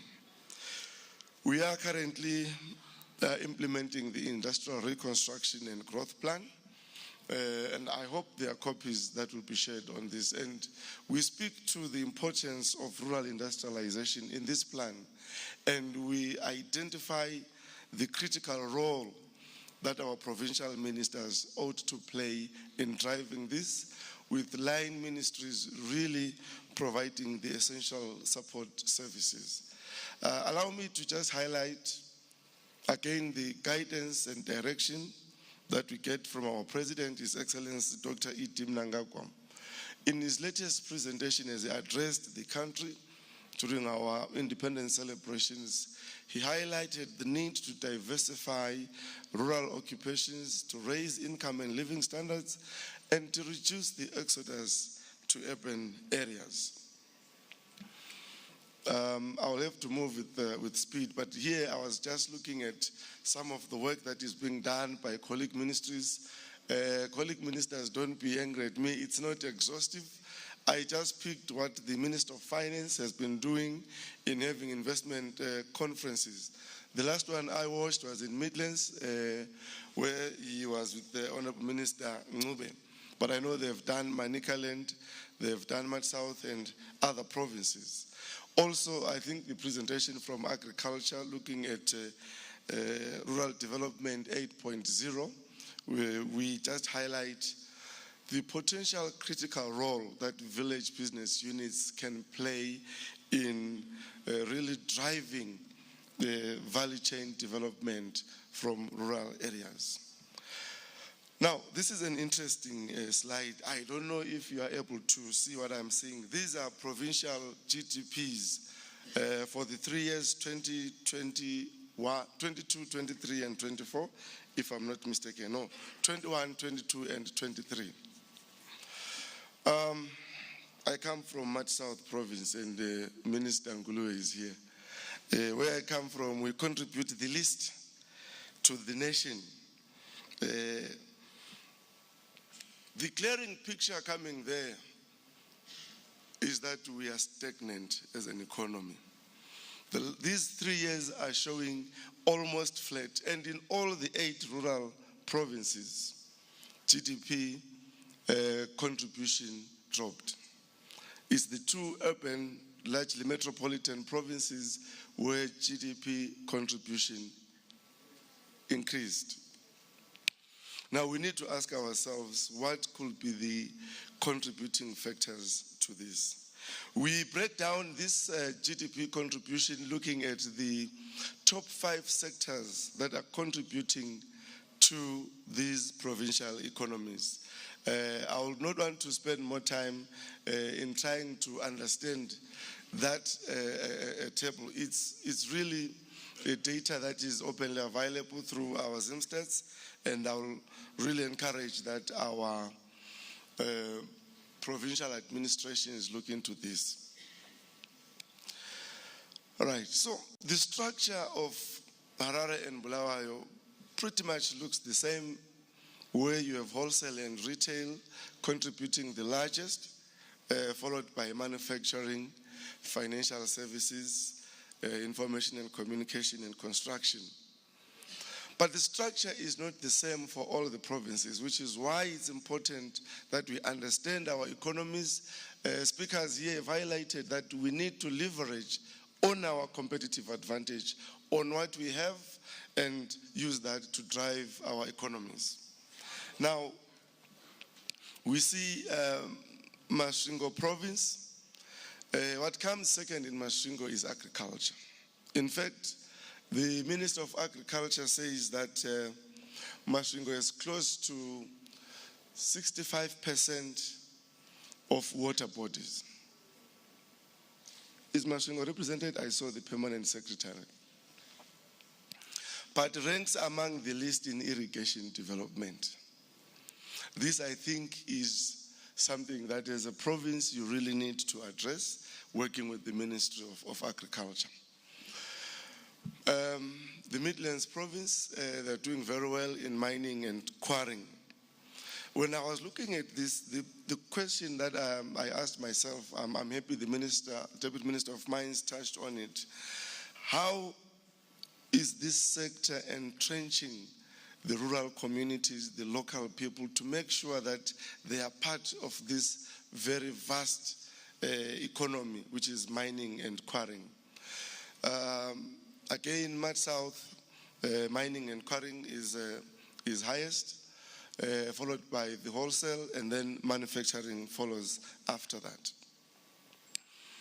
What is common is that where manufacturing features in the bottom 3 going down, economic development still has huge potential to grow, because manufacturing offers you an opportunity to now value add the products that you have, the primary products, be it from agriculture, mining, and minerals. Mat North is an interesting one. Of course, we have our Wange there, so you will get electricity and gas leading there. How is Matepelele North Province making use of these resources to drive their economies? Let's not lose sight that our overall contribution to the national GDP in the last 3 years for the 8 rural provinces is on somewhat a downward trend. So it really calls for provincial conventions to interrogate this and come up with strategies to arrest that. So we will share this. We have got contributions from all the provinces. Interestingly, Mashonaland East Province, agriculture tops with 29%. On Mashonaland East, my dear brother, I call him chairman, advocate.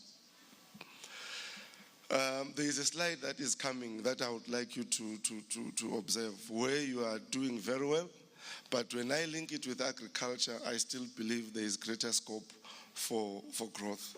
Again, in Mashonaland Central, agriculture is coming out tops, as well as in Manikaland. At a national level, we have the wholesale and retail contributing the highest, followed by mining. Agriculture is third, and manufacturing is fourth. This used to be different in our first decade after independence, where manufacturing came first.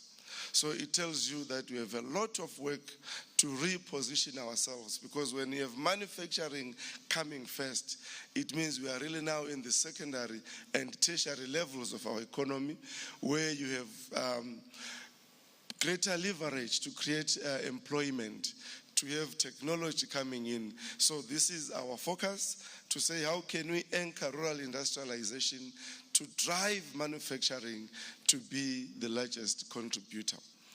When you look at the change in manufacturing output from 2023 to 2024, I have not studied further to look at the major causes for this, but Mashonaland West Province increased substantially by 37.9%, whereas Masvingo Province also fell drastically by 37.4%. I think it will be important that these are interrogated.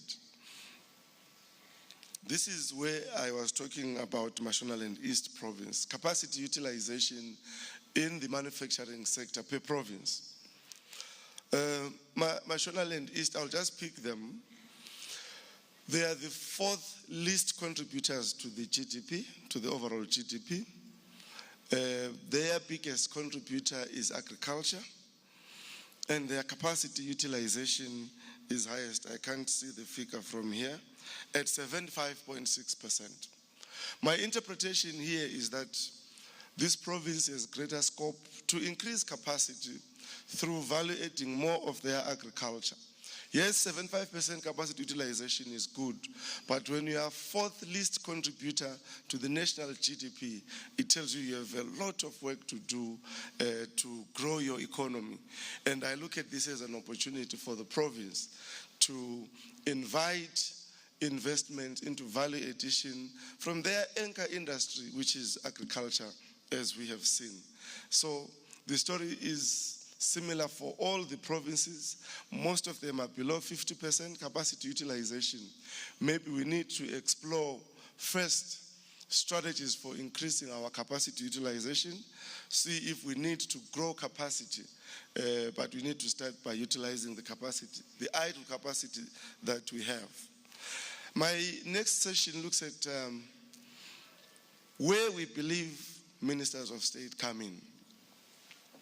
We have line ministries, they have made presentations here, they come up with broad national policies and strategies. It is incumbent upon provincial ministers, secretaries, and administrations there to interpret these policies, localize them, and drive the implementation, again anchoring on our competitive and comparative advantages, which we have seen they differ from province to province. For us to create a network of dynamic rural industries, these are the key imperatives for us to pursue through the whole of government approach. We think it's important. I'm made to believe that we have got local authorities here, CEOs and council chairpersons, and this is very important, to identify appropriate incentives to target investments. In the Midlands, we are looking at mining value addition. We have a lot of chrome, gold, and other minerals. What sort of incentives can drive investment, can drive value addition in this province? We also look at the continued infrastructure development which the Second Republic is driving. That's the development of roads, energy, ICT, among others. These are very important for us to focus on as a way of driving rural industrialization and, in fact, attracting investment. Again, it's important to design appropriate finance packages for rural entrepreneurs, particularly women and young people. Maybe the Minister of Women Affairs is here. They do have different financing packages. We need to just continue looking at them so that we have cheaper sources of finance that are also long-term and that can facilitate our people to tap into. The issue of skills development is very important. Technology transfer so that we can enhance our productivity and competitiveness. I'm almost through, Program Director. Again, we emphasize that this cannot be exclusively public sector driven. We need the private sector. We also need domestic and international investors. By this way, we can empower our rural communities to innovate and create value-added products. This shift not only enhances productivity, but also ensures that our economies are resilient and capable of adapting to changing global markets. Allow me to conclude by highlighting that, colleagues, unless we have a direct and deliberate focus on rural industrialization, we will fail to realize our full potential as a nation. I thank you, Program Director.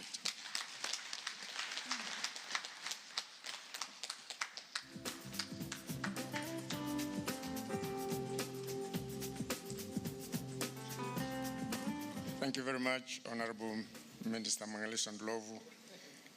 I think, again, rich data, try and get hold of it if you can, but I'm sure they'll make it available.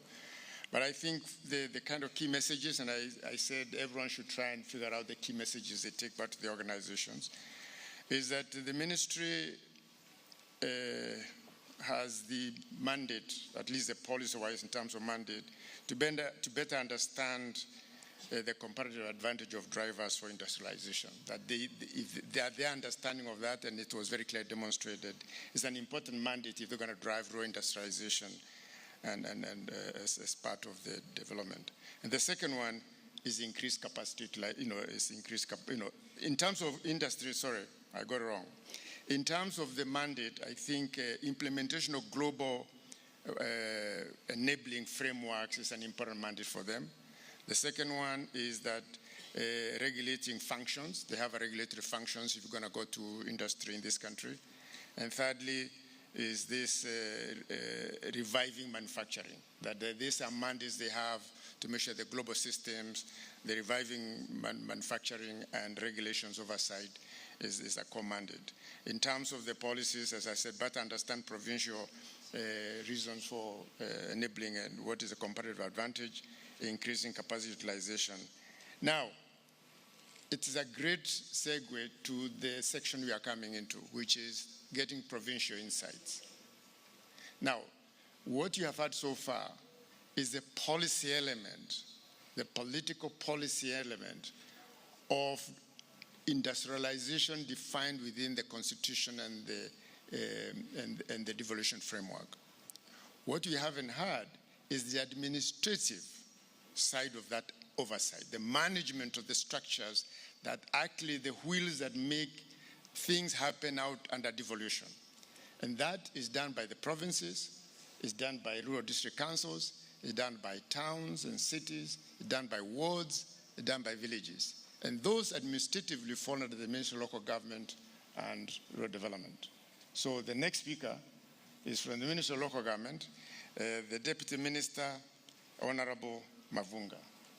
Welcome, sir.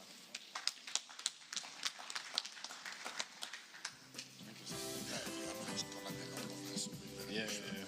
You get the microphone. Hi.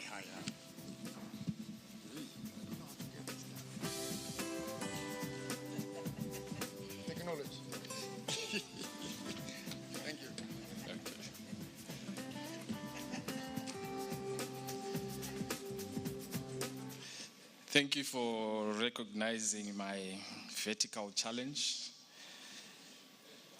Salubonani. Linjan.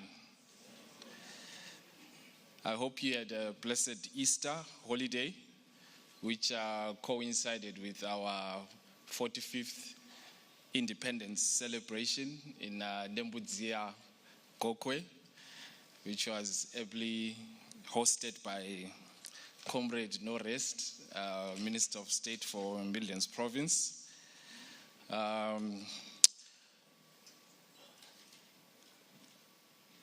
When I woke up this morning, I did not have any pressure at all.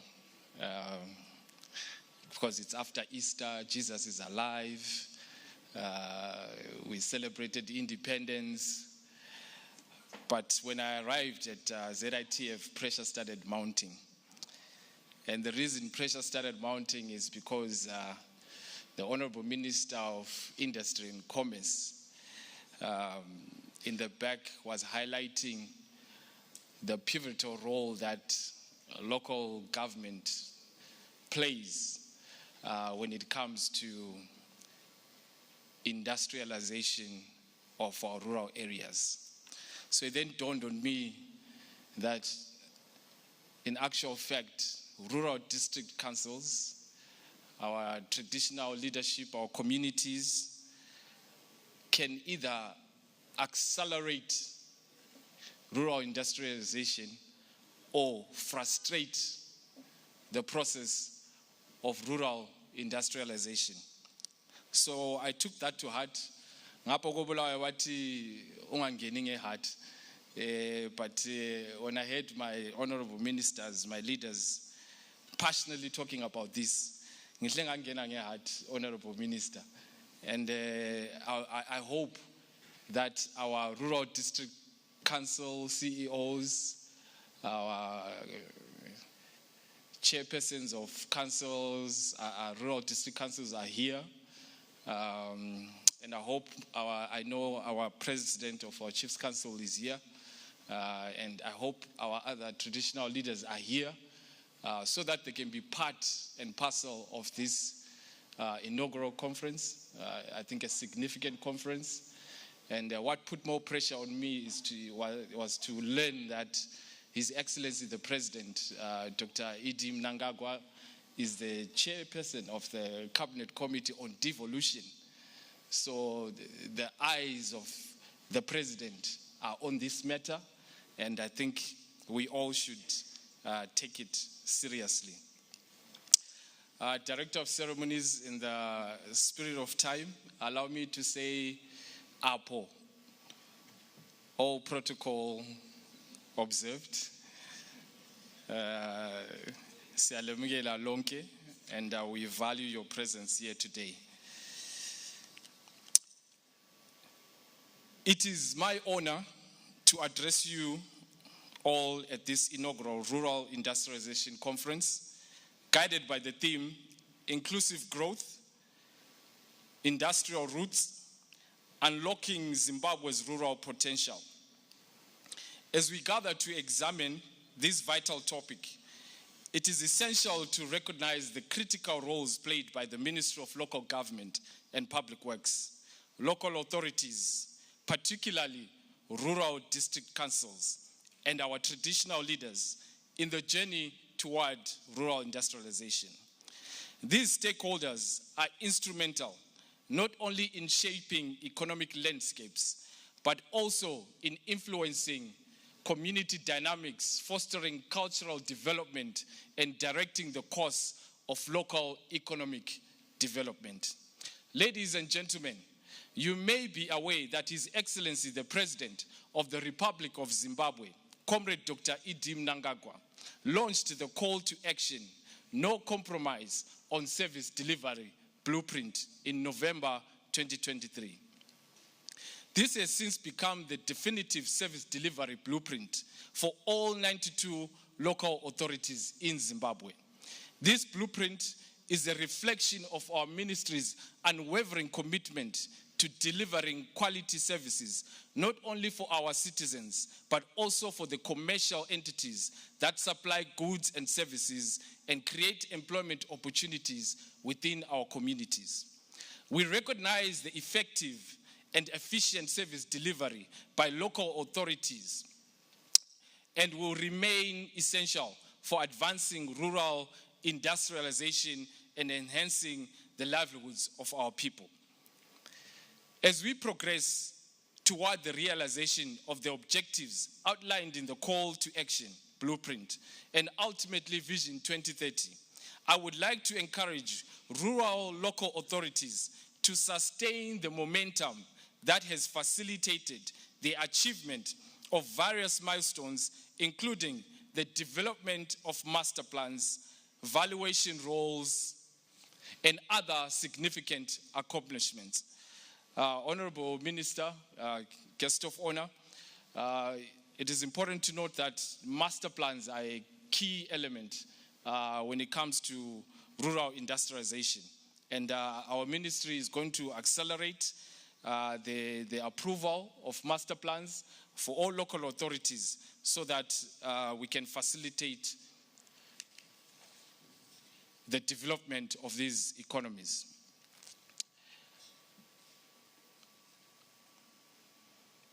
Comrades and friends, allow me to take a brief detour and draw your attention to the Call to Action Blueprint.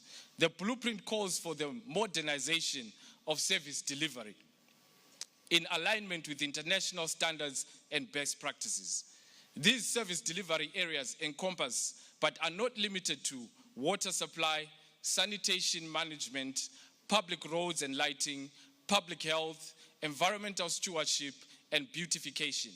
The effective and efficient delivery of these services by local authorities is crucial to stimulating rural industrialization.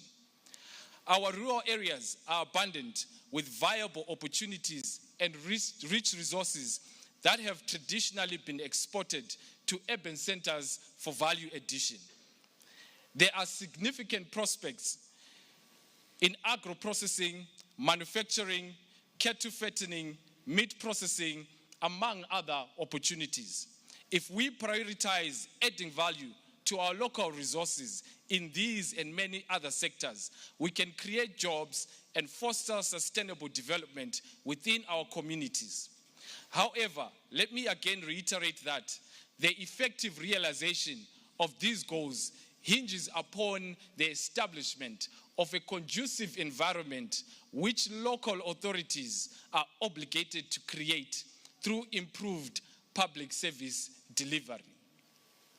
I am also encouraging the local authorities to leverage on initiatives such as the Presidential Borehole Scheme and the Presidential Solarization Program, which will be instrumental in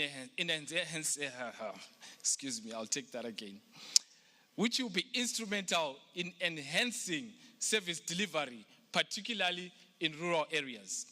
Esteemed colleagues, distinguished guests, the development of rural economies through industrialization is also critical for rural local authorities to achieve town board status. This designation is vital for opening up new avenues for attracting investment into our communities, thereby facilitating further economic development. The attainment of a town board status is critical for enhancing the perception of our rural local authorities as viable investment destinations, which will lead to increased funding and resources for infrastructure and services. As a ministry, I want to assure you that we are and we will remain deeply committed to the rural industrialization drive, recognizing its role in stimulating socio-economic development and Vision 2030. We will continue to encourage local authorities to enhance service delivery, as this will be critical in creating an attractive environment for investment in the rural areas and unlocking the potential of rural areas in driving local economic development. The success of rural industrialization hinges on inclusivity, where all members of the community regardless of gender, age, or socio-economic status, must have a stake in this transformative process. Local governments have a crucial role to play in this process, and so do our traditional leaders. As custodians of our national culture, tradition, and heritage, traditional leaders hold a unique position in guiding and supporting initiatives that foster rural development. They are instrumental in mobilizing communities around shared goals and ensuring that industrial efforts align with local customs and values. Whatever we are going to commit ourselves to do, let us do so bearing in mind that our traditional leaders have a crucial role to play. Their involvement is essential not only in fostering community buy-in, but also in enhancing the legitimacy of development initiatives, thereby paving the way for sustainable economic growth. As I conclude, allow me to reiterate that the significance of rural industrialization towards the development of our local economies and the attainment of our national developmental agenda cannot be overstated. In fulfillment of our collective vision for a prosperous and empowered upper middle income economy, let us continue working together in the spirit of the whole of government approach, and let us be driven in the spirit of our national mantra. Nyika inovakwa neve nevayo. Ilizwe lakiwa ngabanikazi balo. With these few remarks, ladies and gentlemen, I thank you. Siyabonga ndinotenda.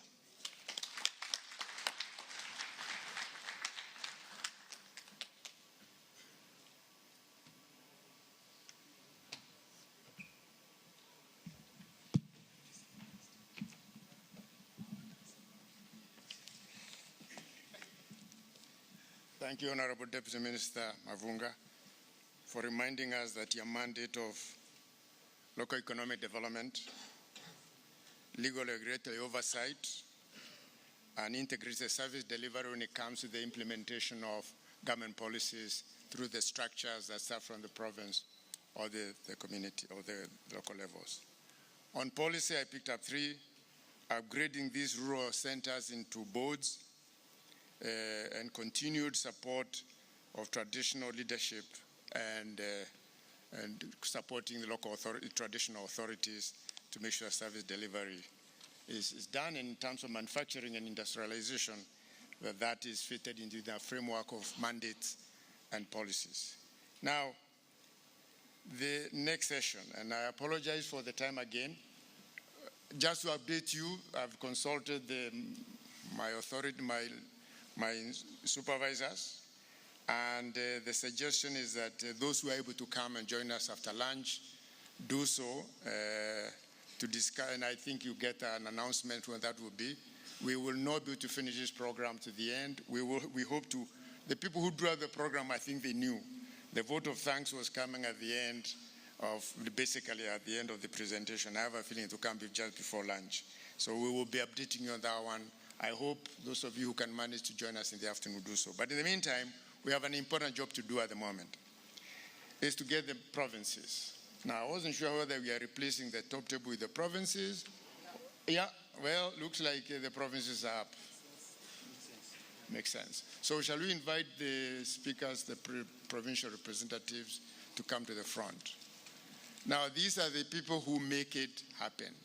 They are the, as you carry on, sir. I'm using this as you move so that as they come up. The team leaving sets policies from the president to the minister's cabinet office.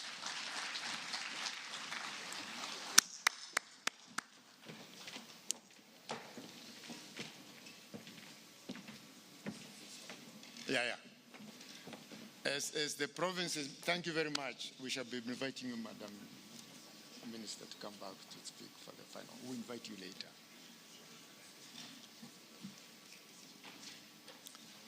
The team that's gone step down, their job is to produce the national policies, starting from the president, the cabinet, office of the president, the ministers, and they have a deputy chief director for in charge of devolution in the ministry, and that is the mechanism for at least getting the policies. The team coming up is a key mechanism for make sure those policies, standards, and norms that relate to devolution are interpreted and made possible to actually operate, to provide services. In this case, the service being manufacturing,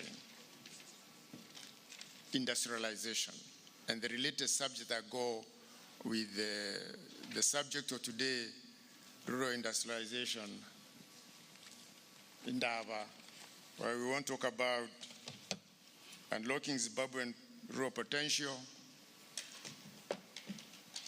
unlocking the potential of the roots we have, building on the roots we have in order to achieve inclusive growth.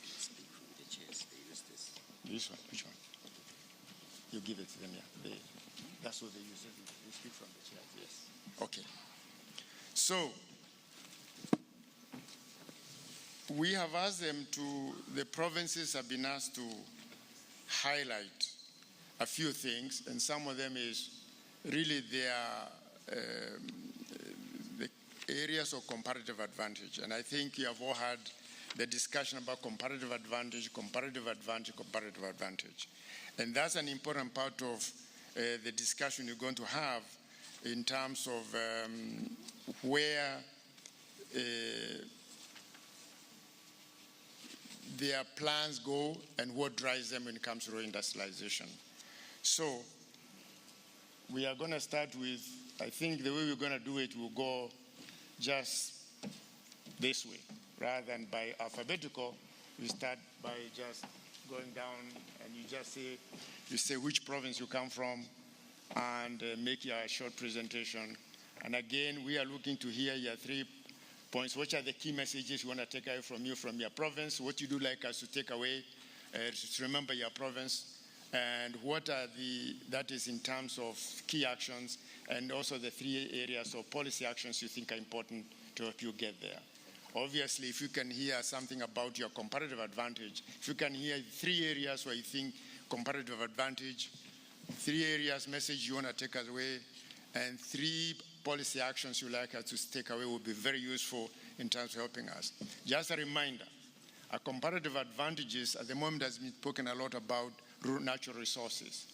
But having a rail line going through your province is a major comparative advantage. So broaden it to include the various resources and mechanisms you have available to you to drive rural industrialization in order to unlock the rural potential.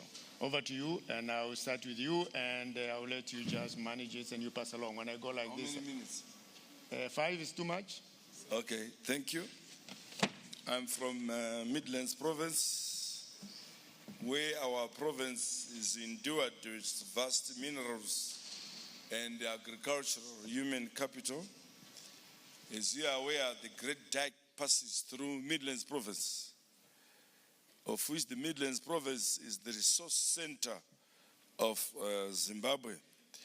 We have minerals like gold, antimony, chrome, lithium, copper, and other minerals which are in our province. However, all these minerals, they need beneficiation.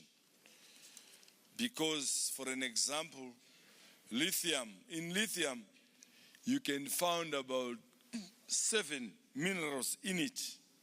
So we need beneficiation of these minerals. Also in agriculture, we grow cotton, barley, soybeans in the province because of the good rains. Also, we need to do beneficiation on these crops. However, I'll also submit the challenges facing rural industrialization. 1, most of the rural districts have abundant resources but lack the necessary drive and support to use them for economic development.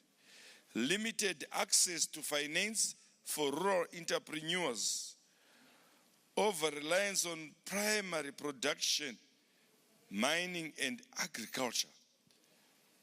Other solutions to this effect: establish rural industrialization or development financial institutions, capacitation of rural electrification program and developing rural infrastructure, identification of resource,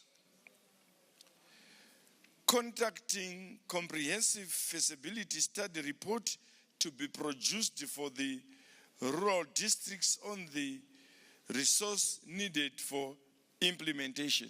I thank you.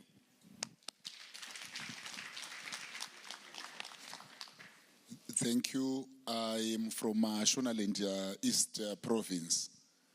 Let me mention that our major competitive advantage as Shonaland East Province is that we are the province most proximate to Harare Metropolitan Province. If you look at Harare from many directions, you exit Harare into Mashonaland East Province, and Harare is our most populous city in Zimbabwe. It is a place which is our marketplace. So when you are investing in Mashonaland East Province, you are next door to the major market in Zimbabwe. We also have the advantage that we are ideally situated and connected to our major trunk roads. The Nyamapanda Harare Highway, the Mutare Harare Highway, even the Harare Bight Bridge Highway, you exit it through Mashonaland East Province, which makes us very easily accessible to both the national airport and to regional ports. Let me also mention that we have plenitude of primary agricultural produce. As has already been mentioned by the Honorable Minister of Industry and Commerce, Mashonaland East Province is a hub for agricultural productivity. And we also have abundant mineral resources upon which we can set up processing plants. Keep in mind that when we talk of industrialization, we talk of the processing of raw goods and materials into products. So the most important enabler of industrialization is actually having the raw materials that you can process. And I want to say Mashonaland East Province is endowed with both the agricultural, mineral, and other natural resources. I would arguably submit that the new El Dorado in terms of gold production is in Makaha, in Mashonaland East Province, between Mutoko and Mudzi. We are all aware of the black granite and gold, which is abundant in the Mutoko, Uzumba, Maramba, Pfungwe enclave. Goromonzi is the largest output of lithium in Zimbabwe, and we have plenty of horticultural produce coming from Goromonzi, Seke, and Marondera, in addition to our cereal and tobacco production in the Chikomba, Wedza, and Marondera areas. These all create and present an opportunity which industrialists and processors can tap into. To just give you a case in point, you notice that the thrust of our industrialization has been import substitution. Presently, Zimbabwe is still importing, it's the fourth largest importer of soybean oil. You notice that we actually are importing up to 250,000 tons of soybean oil. But it has been empirically established that in Mashonaland East, we have the right climate, the right soils, and the human capital and expertise to be able to grow soybeans. So that is an opportunity that readily avails itself. Let me also mention our low-hanging fruits in dairy production and processing, in the value addition and beneficiation of our minerals, in tourism, and above all, if you look at one of the greatest demands of our economy at the present moment is housing. We know that Harare is running out of land to build houses, but there's plenty of that land in Goromons, in Seke, in Marondera, which are all quite proximate to the national capital. So, in my respectful submission, Mashonaland East Province is a province of choice for rural industrialization and for investment. I thank you. Thank you very much. Ladies and gentlemen, tighten your belts. I'm about to take you to the Eastern Highlands where the weather is normally mild at first and followed by late afternoon thunder showers. Manicaland is the trade corridor to the sea and the world. It provides the closest route to the port of Beira, which is only 300 kilometers from the city of Mutare. It is the place to be. This is the place that is blessed with all 5 agroecological regions, region 1 to region 5. The province is really dominant with soft timber. It is unique. It has a unique geography with mountains as high as the Eastern Highlands, which is 2,595 meters high, where if you climb up that mountain and issue a prayer, it will be heard faster than anywhere else. It's awash with abundant mineral resources: diamonds, gold, lithium, phosphate, vermiculite, tantalite, and the like. It is very lucky to have abundant perennial water. It's dissected by 7 perennial rivers and has 5 huge water bodies. Diverse agriculture, where we do tobacco, small grains, groundnuts, fruits, aquaculture, viticulture, apiculture, and horticulture. But today I want to talk mainly about Manicaland rural industrialization, short to medium term plans in line with Vision 2030, then the Rural Development 8.0 and call to action, the blueprint call to action. With the timber that is ours, we have 200,000 hectares of timber. I must say last year we harvested again 200,000 tons of timber. The plans are to process timber into various products such as boards, building equipment, pulp and paper, bioenergy and furniture, which should be established in all timber producing areas, which is mainly in our rural areas of Chipinge, Mutasa and Chimanimani. We are not doing badly with the production of avocados, where we are doing avocados on at least 12,300 hectares of land. And just last year alone, we produced 24,600,000 tons of avocado.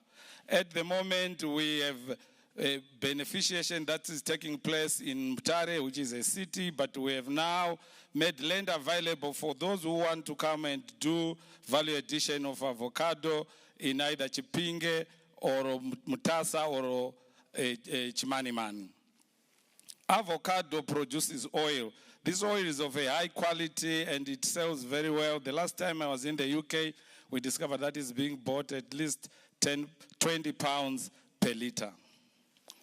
Banana processing is also one low-hanging fruit that we have. Last year alone, we harvested 117,900 tons of banana. We are happy that the Ministry of Women, Small Enterprises and Development, ably led by my sister who was on this stage just some moments ago, he has put up a plant in the Honde Valley which is going to be adding value to bananas. And I must tell you, we will be soon producing in large quantities banana oil, banana flour, banana yogurt, and banana chips. It is important for me to just highlight that at the moment our people who are doing it at a small scale are producing a lot of banana oil, and this oil is being used extensively by our women. And the truth is that if you apply it on your face, It's an anti-aging, anti-wrinkle oil. So very soon when you come to Manicaland, you find all our women very young. We also have coffee in abundance, and again, we are looking for investors that could do more with value addition in that respect. Honey processing has taken center stage, where we have our people now gone full-fledged into honey making, and we are happy that we have an investor already who is bringing up a honey processing machine, despite the fact that we still need more because the production is very high, and we are producing one very outstanding product from honey, which is called, which is by way of a honey wine, and we have called it Tiswana Acho wine. This wine is very peculiar. If you drink it, you never know what energy you will have. Macadamia processing is one area also that is very spectacular for us, mainly in Chipinge. We are producing a lot of it, and just last season 9,000 tons were produced, and we have other players that have come in to put up macadam processing plants, but we are still looking for more. And again, we are looking forward to producing macadamia butter, macadamia cakes and cookies, macadamia cosmetics. Though oil is already being produced and it's called mutape oil, I can't tell you what else it's doing. Horticulture.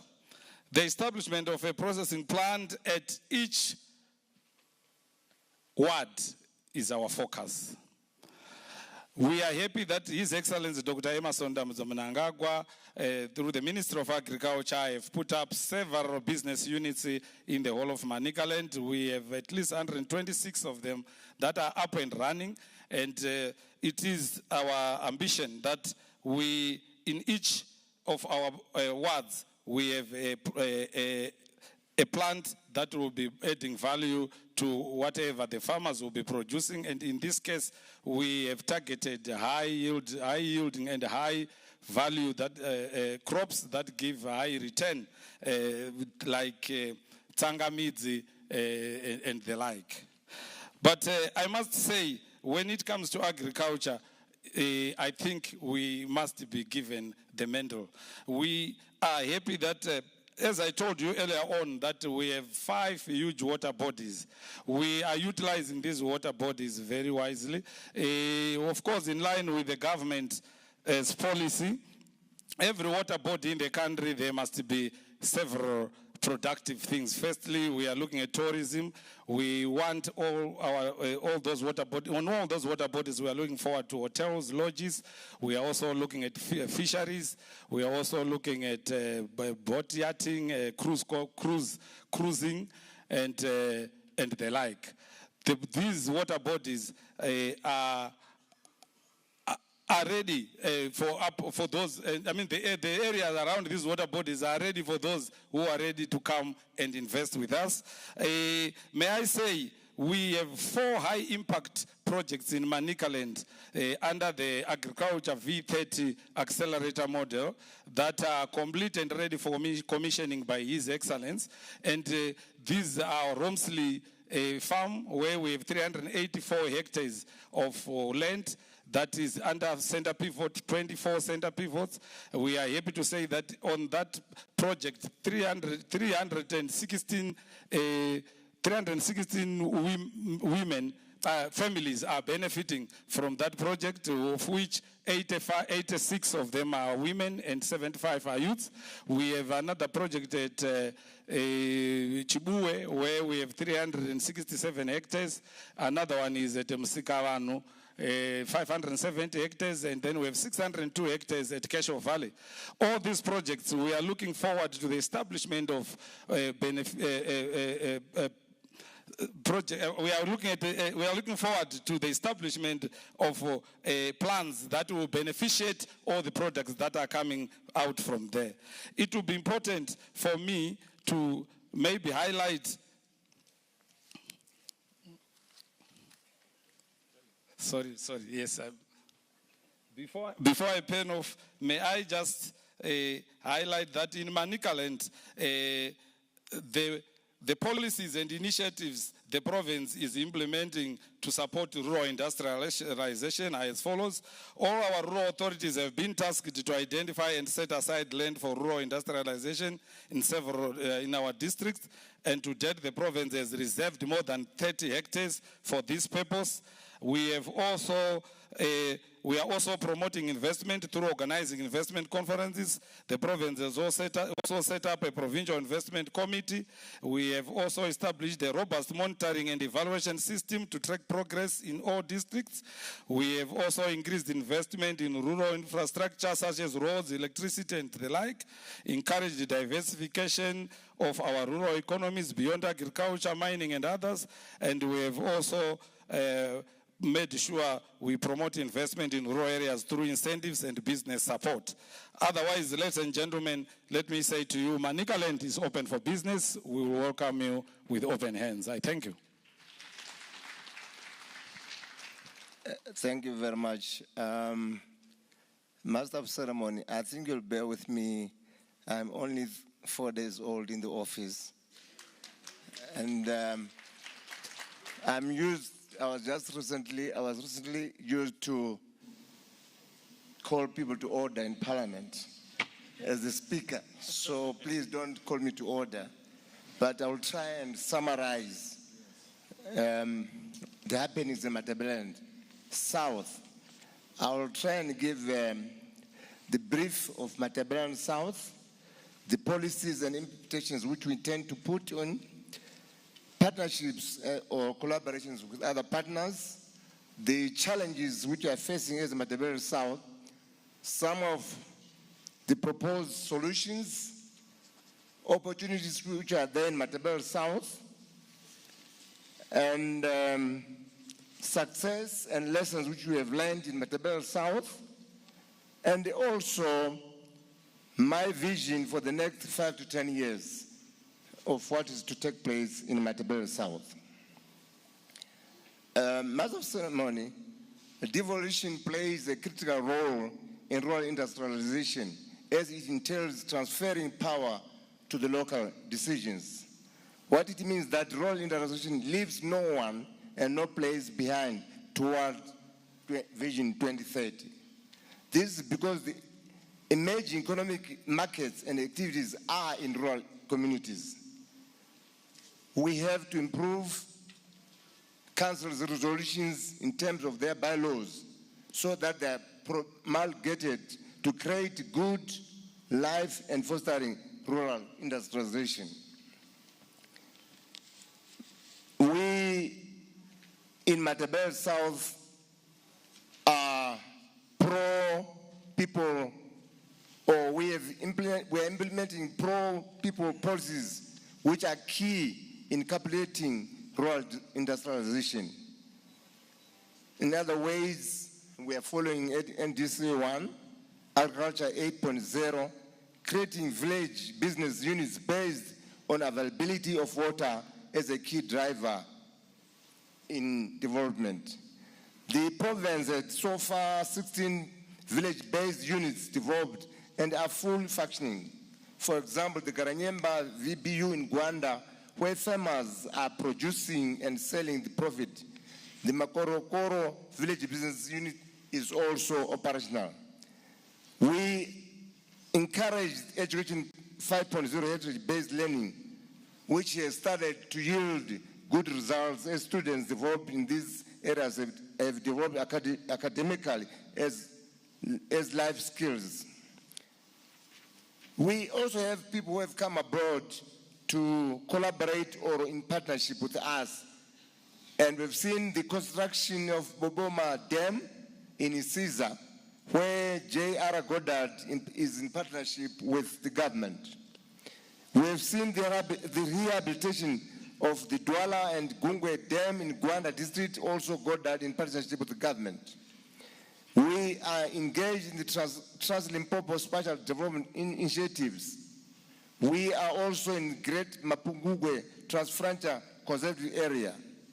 We are also twinning our authorities with the South Africans, that is in Isiza, Gwanda Municipality and Barbage Council. where we are sharing ideas. However, we do have challenges. The biggest challenge in Matabele South is that of limited access to good roads, telecommunications, local radio and television frequencies. I hasten to tell you that we hardly see ZTV news because we cannot access that. We are happy that the government at least has issued out community radio stations which we are relying on. Otherwise, they don't know the happenings which are taking place countrywide because of the issue of radio, communications, and TV. So that is an area where we feel more is to be done. And our roads towards or along the border posts in Plumtree, Balbridge are really in bad state. However, coming to energy and power, this is slowly fading as a challenge due to the rural electrification program and the electrification of the chief homesteads, schools and rural business centers has created new life activities in the rural areas. The Rural Electrification Agency has been training 20 biogas builders in the province to ensure sustainable energy utilization. We are also seeing the upcoming of independent power producers in the province. We have Zintal in Balbridge, Ravesas in Caesar, Mount and other mining activities. However, as a province, heavy dependence on agriculture has serious repercussions when it comes to climate change. Demise in a season has repercussions on the whole industry. In the province, we've had January diseases that affected cattle production. Some of the proposed solutions, investing in infrastructure. Investing in infrastructure such as roads, energy, and water supply can help to support the development of industries in rural areas. Access to finance. Providing access to finance such as loans and grants can help entrepreneurs and small business to invest in industrial initiatives. Encouraging crowdfunding by groups, Women Bank and Youth Bank must establish offices in the province. We are also appealing for skills development. That is, providing training and skills development programs which can help to address the shortage of skilled workers in rural areas. The province has 4 vocational training centers and Gwanda State University, which is set to serve mining and agriculture sector apart from the Joshua Mkabugo Polytech. Improve market access through the development of transportation road networks and market information systems and online platforms. This can help rural industries to reach new markets. Opportunities in Matabele South. I talked of infrastructure. There are opportunities for those who want to get involved in road construction, housing, rail, and aerodromes. We don't even have an airport. I always drive every week to Harare twice. In terms of mining, you might not be aware that Matabele South contributes 40% of gold to Fidelity.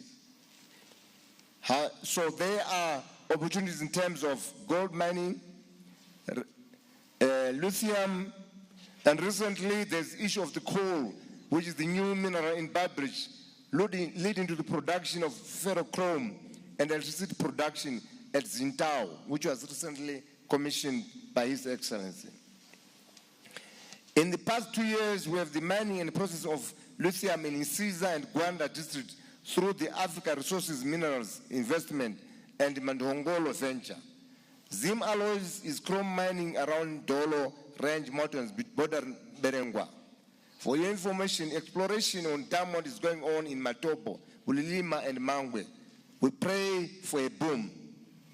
Remember, as a country with skills development training on diamond processing with China, all these ventures warrant the need to develop local value addition chain and the emerging of related industries such as lithium batteries industries must be in the new dawn for the province. In terms of agriculture, we do have irrigation schemes, about 71 operationally, irrigating about 6,040.2 hectares, and we have equipped about 2,752, and the area in use currently is 1,892.2, and the beneficiaries in the province are about 6,588. We do have also other opportunities in our area. I'm not sure, we must be one of the biggest producers of Macimbi, Mopani worms. And we have already established a packaging factory in Balbridge. We also have opportunities for those who are interested to do leather value chain. We are one of the biggest producers in terms of cattle, so you can easily come there. Coming in terms of citrus farming, I know my colleagues in Mash Central used to produce oranges, but the best oranges are now found in Balbridge. Coming to my vision for the next 5-10 years, as I indicated that I'm just appointed minister, I appeal that you come down to Matebele South and we do the issue, we expand artisan mining, citrus value chain, beef value chain, goat value chain. In conclusion, my colleagues are saying I must conclude now. In conclusion, we must all appreciate that rural industrialization contributes to the overall economic development of the province. It creates jobs, increases income. It has got economic diversification. It is the GDP. Most of say we are not contributing a lot, but we'll try and do that. In terms of social benefits, this leads to improved living standards, reduced poverty, increased opportunities for rural youth and for women. Colleagues, let us embrace devolution and take aggressive strategies to ensure that we achieve the national mantra, leaving no one, no place behind as we aspire to achieve Vision 2030. I thank you. Thank you. Thank you very much. Honorable Ministers, just to point this out, this is an opportunity to pitch to potential business people here and people who want to work in your province. So the reason we had given you 5 minutes so that most people can't remember things more than 3 minutes spoken. So if you want people to, especially the first 2 speakers, you will remember what they said because they gave it to you in precision. So try and make sure at least you pitch to the people who are here why they should come to your province. Sir. Yes, sir. Minister. Yes. You want to stand up here? Yeah. Yes, sir. Afternoon, ladies and gentlemen. Okay, all protocols observed. I am standing in for my Minister of State for Provincial Affairs and Devolution, Honorable Marian Chombo, Mashonaland West Province. I will address rural industrialization investment opportunities as conceptualized in Mashonaland West Province under the devolution and decentralization agenda. Rural industrialization is key in fulfilling the mantra of leaving no one and no place behind, since it transforms the lives of rural populace who are the majority of rural provinces like ours. Establishment and strengthening rural industries will enhance growth of provincial economies and the nation at large. The following are the key messages that I would like to highlight to this platform. 1, prioritization of rural industries establishment through multi-stakeholder approach. 2, promotion of ease of doing business to facilitate industrialization. 3, communities should leverage on locally available resource endowment to industrialize. Key actions or recommendations by the province: availing land for setting up rural industries. 2, establishment of one-stop center in provinces to promote ease of doing business. 3, empower developed provincial structures to spearhead industrialization. That's my introduction. Let me start by saying Mashonaland West Province is the second largest province in the country with 7 administrative districts and 14 local authorities, 7 being rural and the other 7 being urban. Its economy is anchored on mining, agriculture, tourism, and manufacturing. You also need to know that in terms of GDP contribution, we are number 3 at national level. And if we look at rural provinces, we are actually number 1. In terms of endowments, we enjoy vast lands, abundant water bodies, in fact 240, including dams, lakes, like Lake Kariba, Lake Shuero, and Lake Manyami. We also have got minerals, platinum, nickel, silver, coal, mercury, dolomite, cobalt. We also enjoy a humid climate. Let me go straight to investment opportunities available in Mashonaland West Province. Let me start with tourism. There are a lot of opportunities in terms of tourism, like establishment of more cultural villages. We have cultural village at Korekore, which is in Makonde district, and we would wish to establish more of these in the 7 administrative districts. And we also would like to promote gastronomy, tourism in the 7 districts. So if there's anybody who wants to invest in that kind of investment, come to Mashonaland West. We're also doing a lot in terms of tourism along water bodies. Like I said, we've got 240 local water bodies.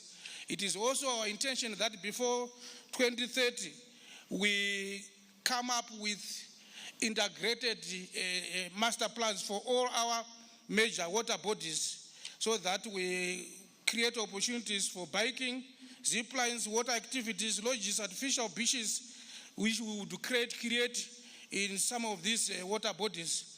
We also have rural leisure centers that are available in the province. We have the Tribes Resort Center in Sanyat, Bike Nation, Lions Den in Makonde district, and we would like to establish more of these. We also have manufacturing opportunities arising from manufacturing with the resuscitation of David Whitehead in Chegutu and Kadoma. Cotton to clothing value chain would need to support this. We therefore feel that the resuscitation of this venture would attract joint venture in terms of farming to increase production and garment manufacturing firms in rural areas. That will also attract transporters in terms of transporting this cotton to the industries. We also have got pharmaceutical industrial park opportunities in the province. Establishing pharmaceutical companies within the park is also one of the investment opportunities that are available. We go on agriculture, common agro-industrial park. There is an initiative between Zambia and Zimbabwe on agro-industrial park, where Zimbabwe has identified about 5 sites for establishment of this business. The sites are, we have Banget, Lions Den, Magunje, Makuti, and Churuntu. So anybody wanting to invest in that direction would also come. We have Mapinga Energy Park. Mapinga Energy Park establishment companies within the park, and also the cement project in Magunje. We also have got mining ventures that are very critical, and we want to do value addition. And we are also trying to formalize artisanal miners in Chegutu with Magaya Mining Company, where of late we have empowered 48 villages with the allocation of mining equipment. that would benefit the village heads and their traditional and their communities. Outgrower schemes are also available in agriculture. Agro processing is also coming, and milling companies available. Since we have a lot of these maize in the country, in the province, we are the only province which has the bulk of grain silos in the country. Out of the 13 grain silos in the country, 8 of them are in Mashu and West Province. For those who want to get more about our province, provincial trade prospects, bankable projects, provincial profile, you can come and at our stand, or you can scan on this one. Otherwise, thank you very much. If you want to invest, come to Mashu and West Province. Thank you very much. Thank you. Just have been reminded that you are being live streamed to the world, so I didn't know that. If I had, I might have behaved differently.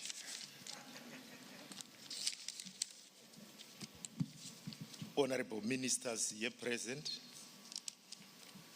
the chairman service commissions, deputy ministers, the deputy chief secretary, Reverend Damasani. I want to associate myself to the salutations already made. I'm standing in for Honorable Ezra Rovaicha Zamira, and I hope I will do justice to his presentation. Ladies and gentlemen, this is nothing but an appetizer. Why I say so, I invite you all to our stand. We are exhibiting in the tent. We have done so uniquely. It's a one-stop shop where all our local authorities are under one banner, the 9 local authorities. So we invite you there for more information. Raw industrialization for Masvingo province is particularly of import because we want to curb the rural-urban migration. All roads cannot lead to Chiredzi or to Masvingo. We want development, industrialization to be where people are. And it will assist us in ensuring food security at household level. Of course, in response to our NDS 1, the Africa We Want, Africa Agenda 2063, and more importantly, this SDG number 2, Zero Hunger. In an effort to make sure we get where we want, as a province, we are harping on sustainable development because we have taken note that this is a gray area. Our boundary partners, our development partners, when they come to partners to invest in the province, we are very fast when it comes to sustainability indicators because we have seen them coming. Once they leave, then there's nothing happens anymore. In terms of the architecture of our economic drivers, ladies and gentlemen, at the topmost is wholesale and retail trade, which is 18.6%, followed by agriculture, 17.5%, mining, third distance, 12.5%, manufacturing, 9.2%. We've made a resolve as a province to change this narrative. We want the Masvingo economy to be agro-based. Why? This should respond to our endowments. As we have heard from Honorable Minister Industry and Trade, we boast of having 54% of dammed water. The rest of the provinces share about 46%. So we have much there. We want to do much of our industrialization around the water bodies. We have the biggest inland dam in Tugwimkosi and the second biggest inland dam in Zimbabwe in Mutirikwi Dam. So water is life. We want to exploit that natural endowment we have. Of course, when it comes to Tugwimkosi, we have been lagging behind, but I am happy to announce that we are making efforts to kowtow to the dictates of the Regional and Town Planning Act. so that by end of May, the Tugumkosi combination plan will be gazetted. Of course, this is in partnership with the other relevant government ministries, departments, and agencies. We also boast of sunshine. Predominantly, we are agroecological region 4 and 5, so we enjoy a lot of sunshine, good climate, very fertile soils, and the land is galore. We have the land. An area we want to focus on is the area of capacitation, simply because of the reason that our Vision 2030 is hinged on, it's knowledge-based, and a lot is being done in partnership of our institutions of higher learning, for example, the Great Zimbabwe University, who are into processing of traditional grains. An area which provides a lot of opportunities is infrastructure development. We have the iconic Great Zimbabwe monuments, and our vision is that once one visits Vic Falls, they should make way to Great Zimbabwe monuments and finally to Gonare Joe. So there's a lot of opportunity into improvement, into construction of infrastructure, road network, dams, because we are foreseeing, if you go across South Africa, Kruger National Park is attracting about 6 million visitors every year, and our visitorship this side is a measly under 5,000.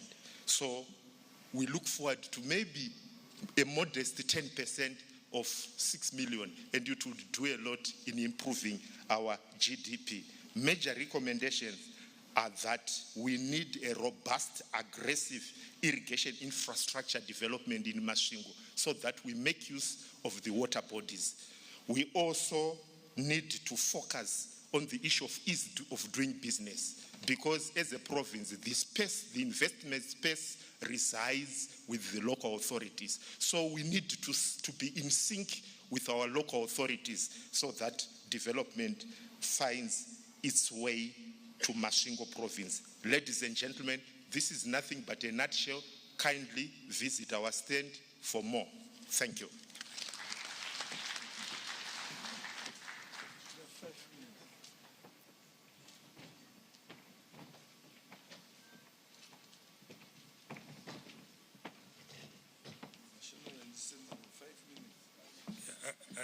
I will do that. I will do that. I'm representing the Honorable Minister of State for Provincial Affairs and Devolution, Honorable Magomo, who have sent his apologies, but is on his way. Mashonaland Central Province is a rural province. 94% of its people are rural and 6% it's urban. In terms of contribution to our provincial GDP, 33% is from agriculture, and 19%, about 19% is from mining. I have a table with me here that shows our current production in terms of our main crops: maize, wheat, soybeans, tobacco, cotton.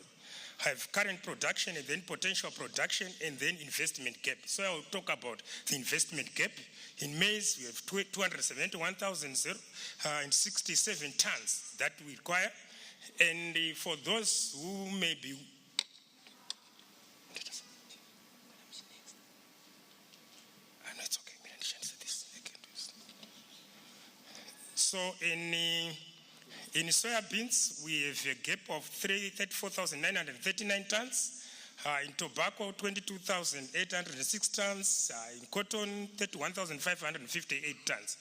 And we have a number of farmers who are available, who are willing to get into joint ventures. But what we want is to increase the output first before we go into processing.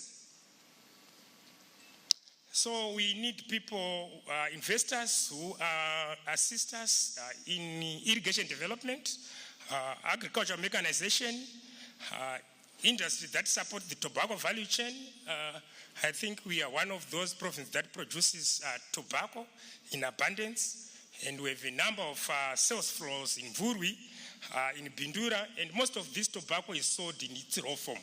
And we need this to be changed. We need this to be processed where these crops are produced, so that we better the lives of our communities.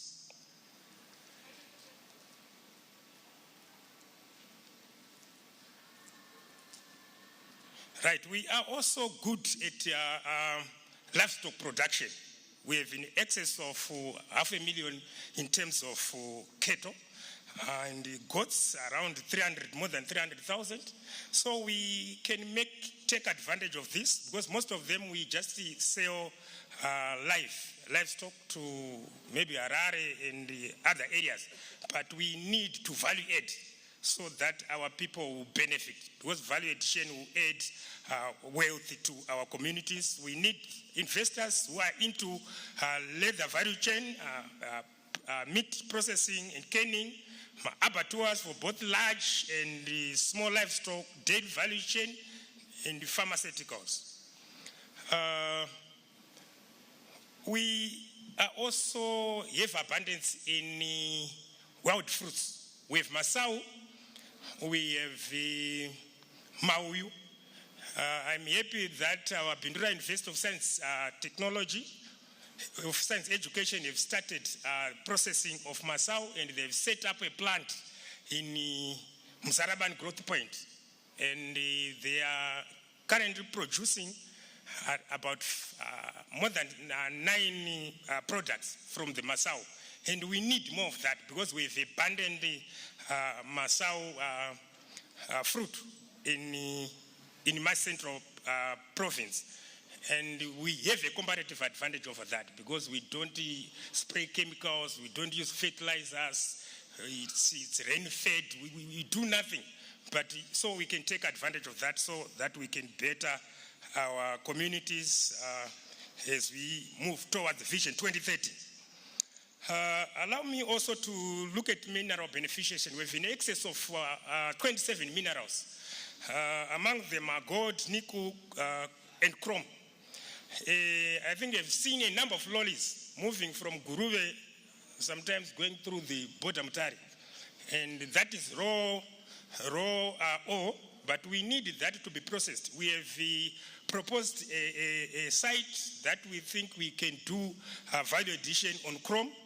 And also on gold, we need to do value addition, and we are putting up gold saving centers. We've done that at Mukaradzi, we want to do in Mazoe, we want also to do in Shamva, and of course, Bindura, so that our people will benefit. So we need people who can also come up to open up new mines, expansion of existing mines, joint ventures, and public partnership. We are the only Noni district that have Noni oil and gas deposit in Zimbabwe. And the information that we have is we have made some commercial discoveries. And we need the people who can invest both in downstream and upstream industries, fertilizer manufacturing, gas production, among others. And also we need to value add our tourism sector. We have a number of scenic sites that we feel can be packaged. Among them is the Zambezi Valley, where we think we can also create our own Victoria Falls. Maybe the challenge is to create the falls itself, but I think engineers here can assist us. I think in brief, that is what I can say, but visitors in the white tent there, we have a villagers type of marketing our province. We have all our local authorities there. So come there and get the details. I thank you very much.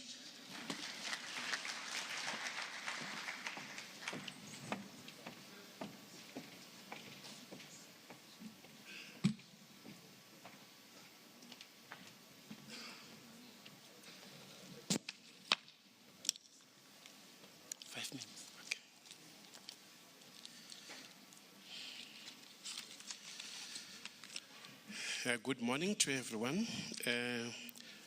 My name is Godfrey Mkwakwami. I am actually representing the Honorable Minister of State for Matabeleland North, Honorable Richard Moyo. And may I take advantage of the protocol which was established by the events director in the interest of time. I'm going to have my presentation in 3 or 4 parts so that I don't overload you with information, and hence you might not get the gist of our presentation. The first one is just a brief background of the endowments in the province, Matabeleland North Province. Matabeleland North Province is rich in, first of all, land. It is a huge tracts of land, which is 75,000 square kilometers, which is the biggest geographically province in the country, and also have the second least population. Hence, there is a lot of land available. So it is ideally for land-intensive investment. We also have minerals, gold, platinum, gold mainly in Wubi district, platinum. In Kamativi, we have coal in Wange area, methane gas in Lupane, and we have a natural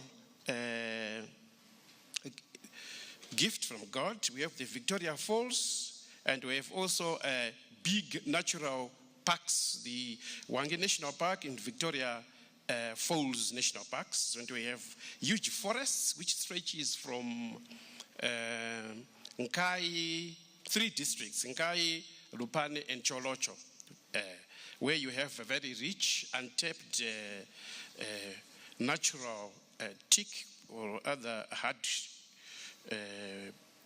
forests. And then we moving on to after the endowments, maybe let me look at something which is constraining investment in the province. We have a problem on the infrastructure gap. Probably we could rank number 1 in the country, where we have the desired level of infrastructure in terms of roads, electricity, distribution, despite being the big producer of electricity, but the distribution in the province, and also connectivity, roads. This is hampering our efforts in promoting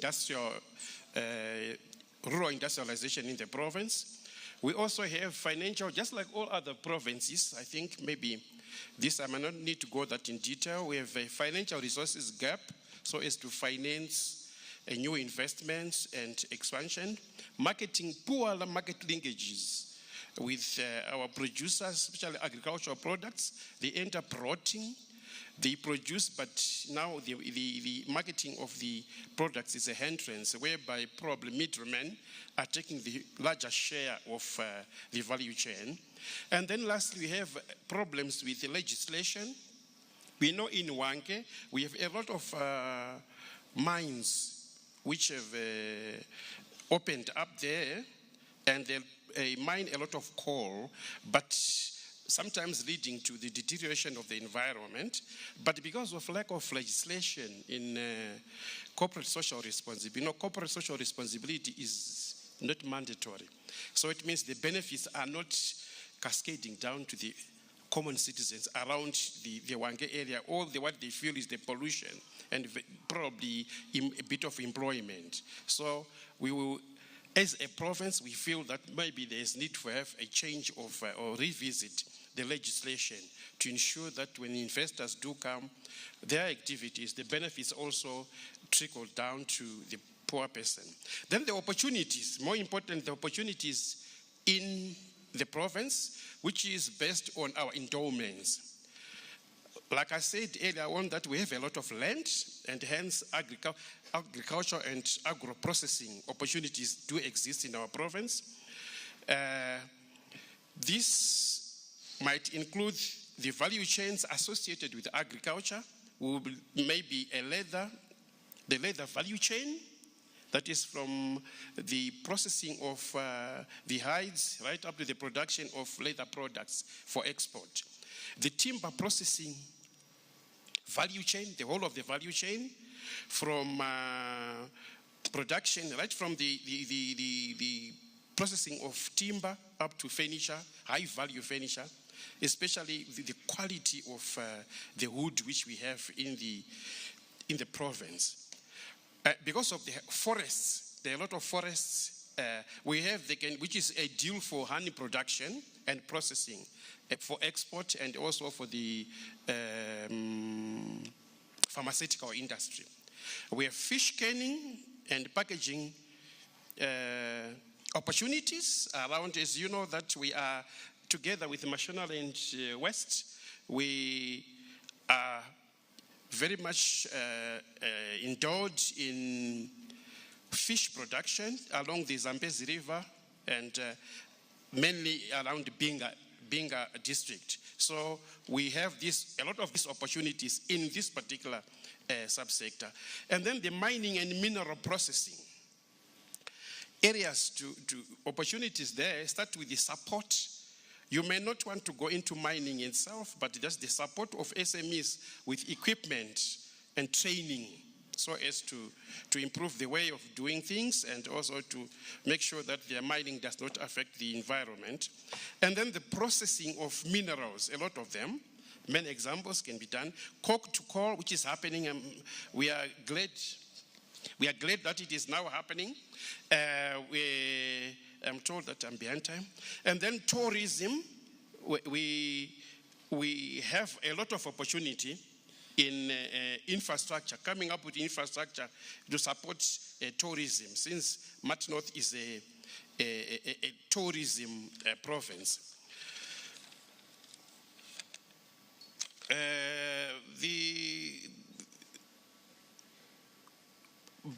Apart from these opportunities, we have our goals in after 10 years, which we feel we might need to accomplish.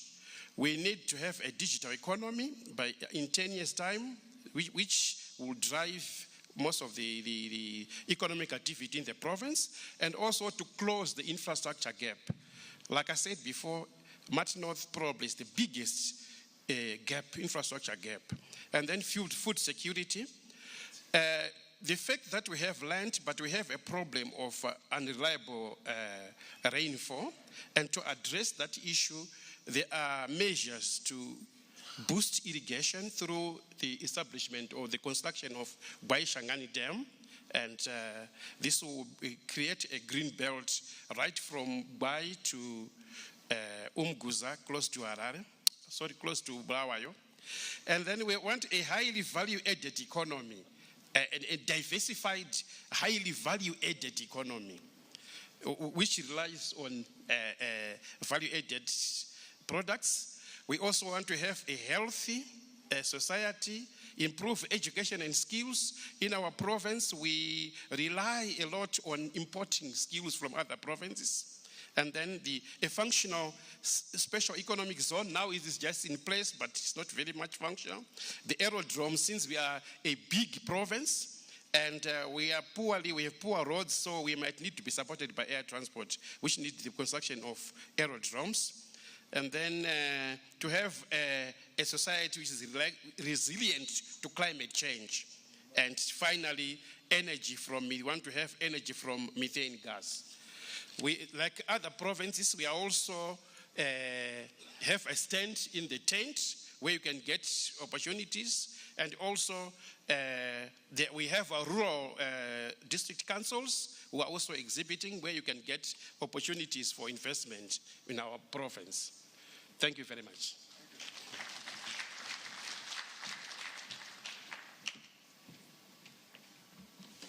This has been tough, but thank you very much, and thank all the provinces for the presentation.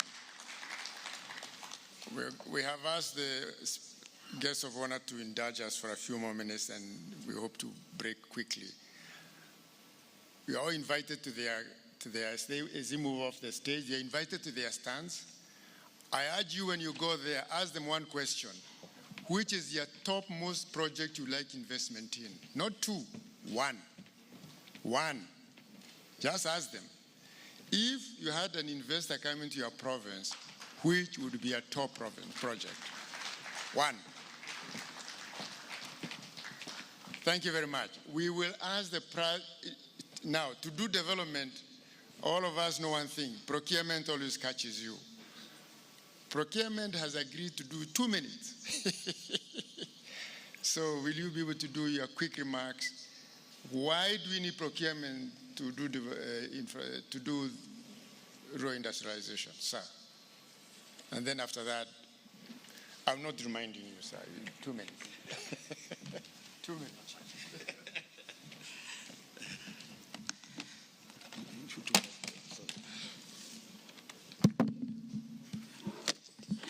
Let's be able to send.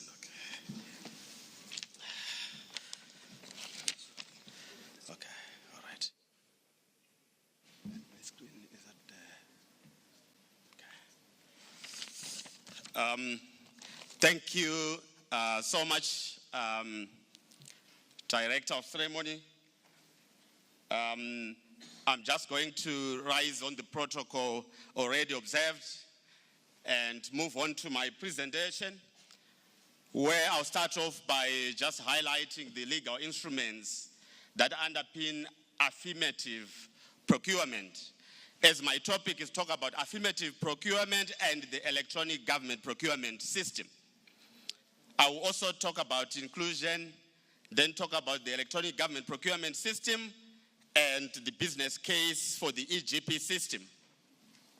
Now, you may want to be aware that affirmative procurement is actually underpinned by the constitutional provisions that are already provided, Section 195 and Section 315, as well as the Public Procurement and Disposal of Public Assets Act, which has got a Section 29 that speaks to domestic preference in bid evaluation, and among us the technical guidelines that we provide. In terms of inclusion, affirmative procurement looks at the youth, and I'm aware, and you understand that. I think previous speakers were speaking to these in terms of the youth, the women, war veterans, people living with disabilities, as well as the remote areas or communities, including the rural areas. And therefore, managed participation would therefore drive significant economic growth and inclusion, feeding into the rural industrialization agenda.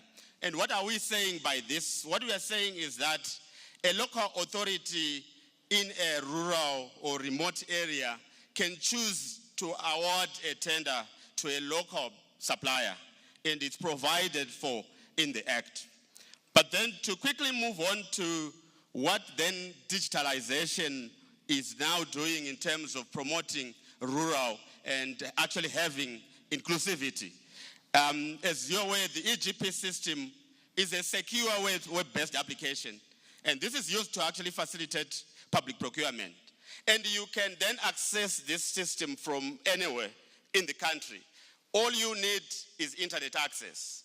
And therefore, this platform allows procuring entities to actually publicize their tenders electronically, and then allows suppliers or bidders to respond to those tenders electronically. And what does that mean now? What that means is that from wherever you are, you actually can respond to any tender from any PE that could be based anywhere. What are we saying? We are saying in terms of costs, because you are submitting your tender response online, you don't have to drive to a PE to actually buy a tender initially and also submit your tender response.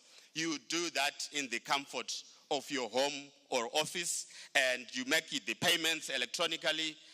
For example, if you choose to pay by EcoCash, you punch in your number yourself, and then you enter your PIN from your number, and off the payment goes through. And we have integrated with the banks and a number of payment platforms, such as ZimSwitch.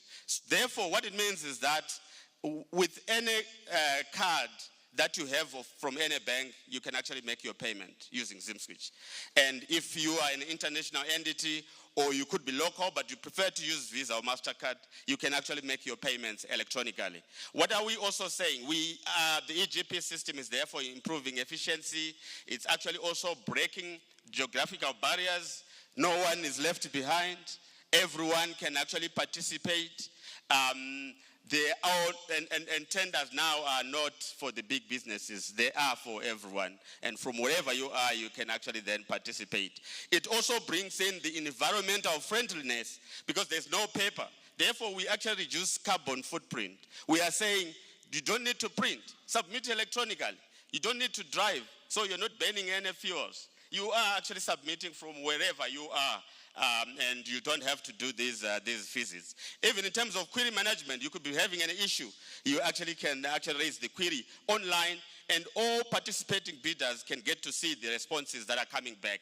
We are looking to also increase competition. That's what it also does. It's part of our mandate. But we are saying a PE can actually choose to then say, with that competition, I want to actually procure from a local bidder. And that is allowable in the Act and the regulations. And we are saying security is also enhanced. When you actually put up your tender submissions, you get to encrypt your submission so that no one can actually get to see your submission only until the time of opening. And to open your tender submission and your documents, they will have to decrypt using secure key. So that's what the EGP system does, and it helps to then improve or enhance inclusivity and economic empowerment. The EGP system and affirmative procurement together assist the country to improve on that part. And I want to end with a call to action to say that let's commit to fair and transparent procurement practices. And let's commit to utilize the EGP system by all procuring entities. I want to end by saying the EGP system is data-driven. And when we say data-driven, we are saying as decision makers, we can actually make use of the system or the data to make decisions. I thank you.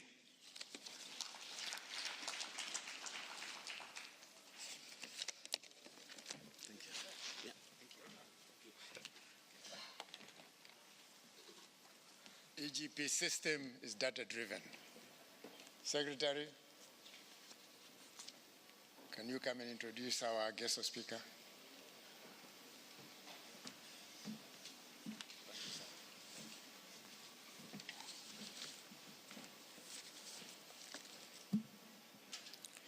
The Minister of Industry and Commerce, Honorable N.M. Ndlovu, the Minister of Women Affairs, Community, Small and Medium Enterprises, Honorable Monica Mtswangwa, and other ministers here present. Members of the ZANU-PF Politburo here present. Deputy Minister of Industry and Commerce, Honorable R.I. Modi, and other honorable ministers here present. Chiefs and traditional leaders led by President of the Chiefs Council, Chief Kumalo. Chairman of the Public Service Commission, Dr. V. Wungwe. Deputy Chief Secretary to the President and Cabinet, Reverend P.B. Damasani. So I want to acknowledge my fellow peers, Muguti and other PSs here present. Senior government officials, captains of industry, members of the media fraternity, distinguished guests, ladies and gentlemen. It is my pleasure and honor to introduce you to our guest of honor today, a woman of great integrity, passion, and dedication. She is at the helm of the Bulawayo Metropolitan Province, where she spearheads all government programs, projects, and oversees all government ministries and departments in the ministry. She's a very seasoned politician and a member of the Central Committee and Politburo of the ruling party, ZANU-PF. And She holds the position of Deputy Secretary for the Women's League.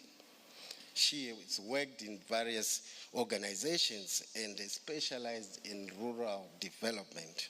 So, ladies and gentlemen, you will realize that she was not selected to be the guest of honor just by the mere fact that she's the Minister of Bulawayo. She was selected after a careful selection to see who best would fit to be the guest of honor during this discussion on rural industrialization, looking at the grassroots development and leaving no one behind.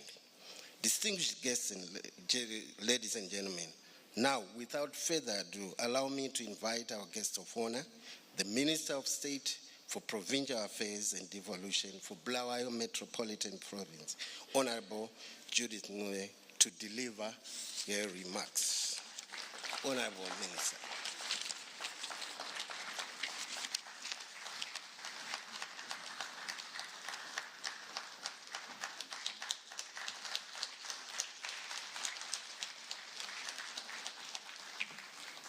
Let us be seated.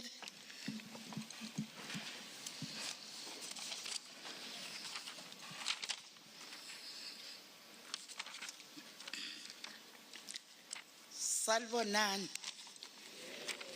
Munjanivo.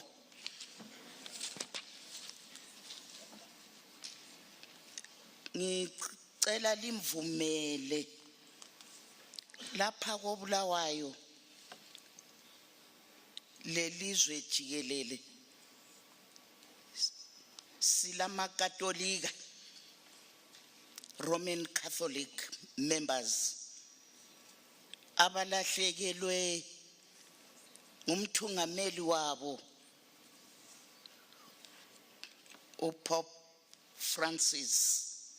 Ngithanda ukuthi sithi pass ama condolences messages sikhala kunye labo ama Roman Catholic members. We are together at this very difficult time for the members. May the soul of the departed father rest in peace. Before I get to my prepared speech, allow me to say a little bit. Harare and Bulawayo, we had 8 ministers of state, those who are in charge of our rural provinces.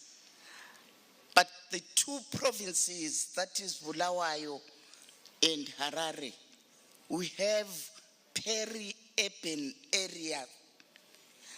We need also to look into these critical peri-urban areas. We did discuss with my colleague that under what circumstances we need to come up with a program, shell factories, in order to decongest our cities. We also have to strengthen our home industries within urban areas. Also, we need to capacitate and equip our vocational centers in order to have our graduates with ulwazi olupheleleyo, advanced skills are needed kuma vocational centers ethu. Lapha koBulawayo, we are thankful, actually, very much thankful.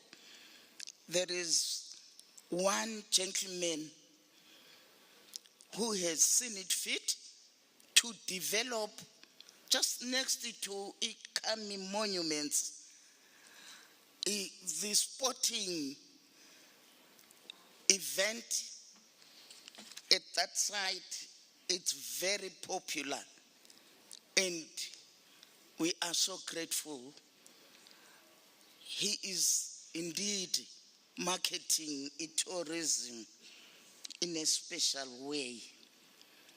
We also, Wabulawayo, would want to have investors who can come and put up a FIFA standard type of a stadium. The people of Bulawayo need to watch international games instead of us having our teams traveling to neighboring countries. We strongly believe that within the corridor of Matepeleland, we can have such stadiums. Director of Ceremonies, Minister of Industry and Commerce, Honorable Ngobizita Mdlovu, Minister of Mines and Mining Development, Honorable Winston Chitando, here represented by his deputy, the Minister of Lands, Agriculture, Fisheries, Water and Rural Development, Honorable Dr. Anxious Masuga. He was represented by someone, Minister of Women's Affairs, Community, Small and Medium Enterprises Development, Honorable Monica Mtswangwa, Minister of Energy and Power Development, Honorable July Moyo, represented by Mrs. Gloria, the Deputy. Minister of State for Provincial Affairs and Devolution, Matepelele North, Imbone UPSC Konalap, Minister of State for Provincial Affairs and Devolution, Matepelele South, Minister of State for Provincial Affairs and Devolution, Manicaland Province, Minister of State for Provincial Affairs and Devolution, Mashonaland East, Minister of State for Provincial Affairs and Devolution, Mashonaland Central, Minister of State for Provincial Affairs and Devolution, Mashonaland West Province, I'm sure there was a representative, Minister of State for Provincial Affairs and Devolution, Masvingo Province, Ubaba was represented, Minister of State for Provincial Affairs and Devolution, Ubaba Ngube, Midlands Province, all honorable ministers here present, Baba Ungwe, Chairman of Public Service, Deputy Ministers here present, Induna yetu, Epagati wetu, President of the Chiefs Council, Ubaba Umchane Kumalo, Sialinanzelela Baba, Deputy Chief Secretary, Reverend P.B. Damasane, Permanent Secretary for the Ministry of Industry and Commerce, Dr. Thomas U. Wushe, all permanent secretaries here present, Secretary for Provincial Affairs and Devolution for Bulawayo Metropolitan Province, Uba Bunyoni, other secretaries for Provincial Affairs and Devolution here present, PRAS representatives, NAST, UNDP, EMA, all panelists here present, moderators here present, private sector, invited guests, ladies and gentlemen. It is indeed a great honor to address you today at this pivotal conference on rural industrialization, a cornerstone of the Second Republic and an integral part of our Vision 2030. Over 70% of our population lives in rural and settlement areas. Hence, this is a justified intervention that facilitates development and capacity building in this socio-economic sector. I still remember very well, early 80s, we were tasked by the government. By then I was working for Hlegweni Rural Service Training Center. The schools, remember, were just coming from a struggle, and we had just attained independence, and the schools were closed. And the assignment was, we need to reopen the schools. And we had to identify all the stakeholders who mattered most.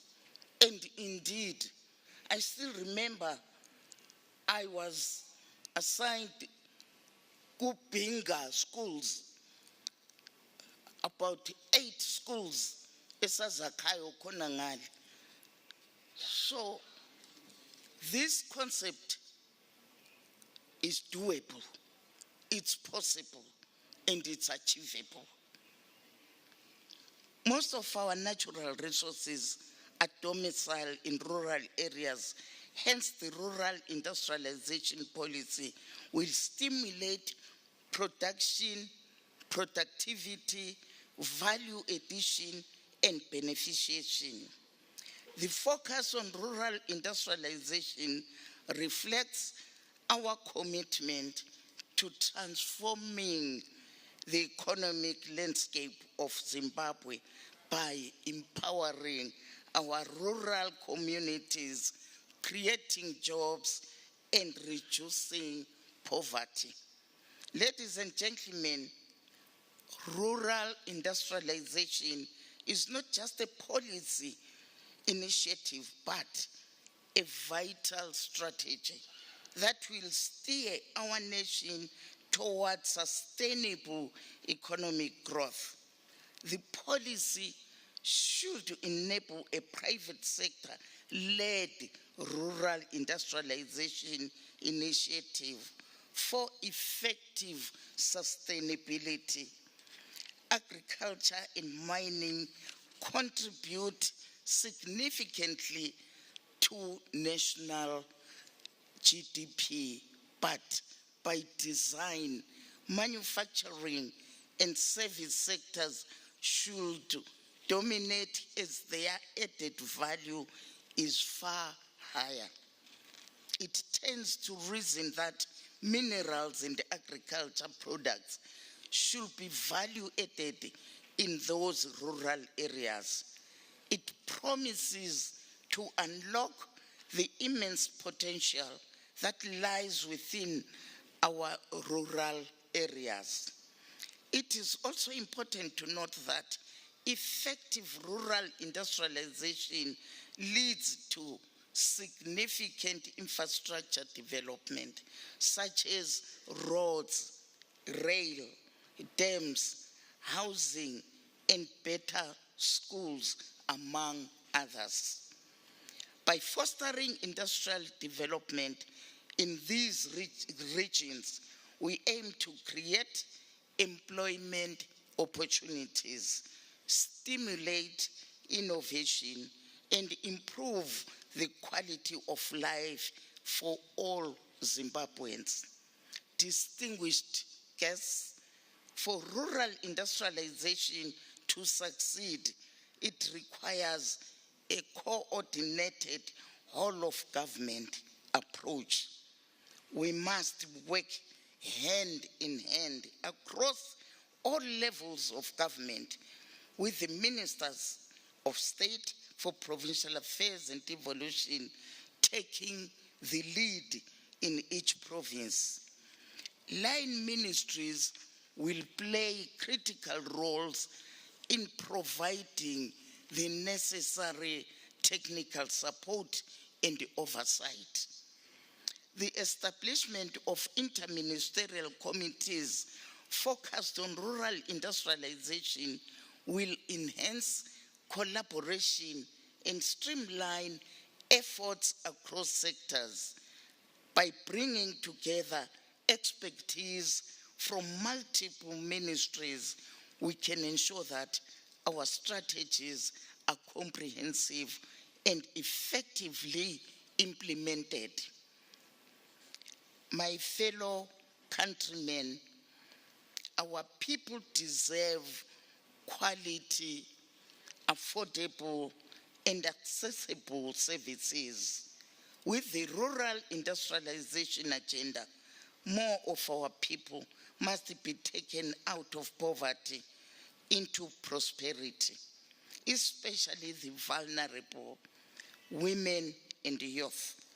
To achieve this, servant leadership, continuous learning, and the responsive implementation of policies and projects must remain integral. Further, we must work with a great sense of agency, unity of purpose, and seamless synergies, unity among the public sector agencies, government entities, and private sector companies is critical for this noble cause, as we have to complement each other. To drive our agenda, we need to identify key enablers that will facilitate rural industrial growth. These enablers include the strategic identification of land for industrial parks, which will serve as hubs for economic activity and innovation in our rural areas.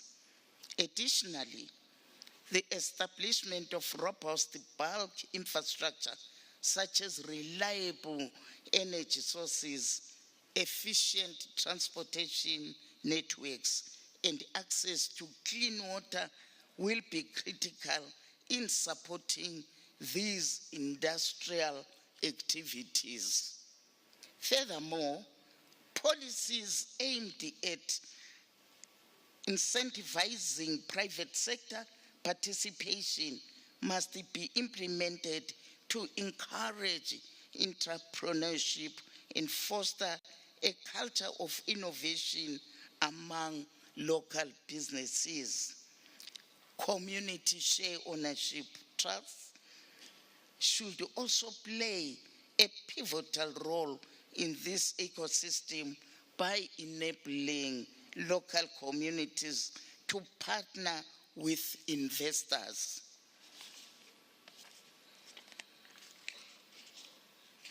Ensuring that the benefits of industrialization are felt widely.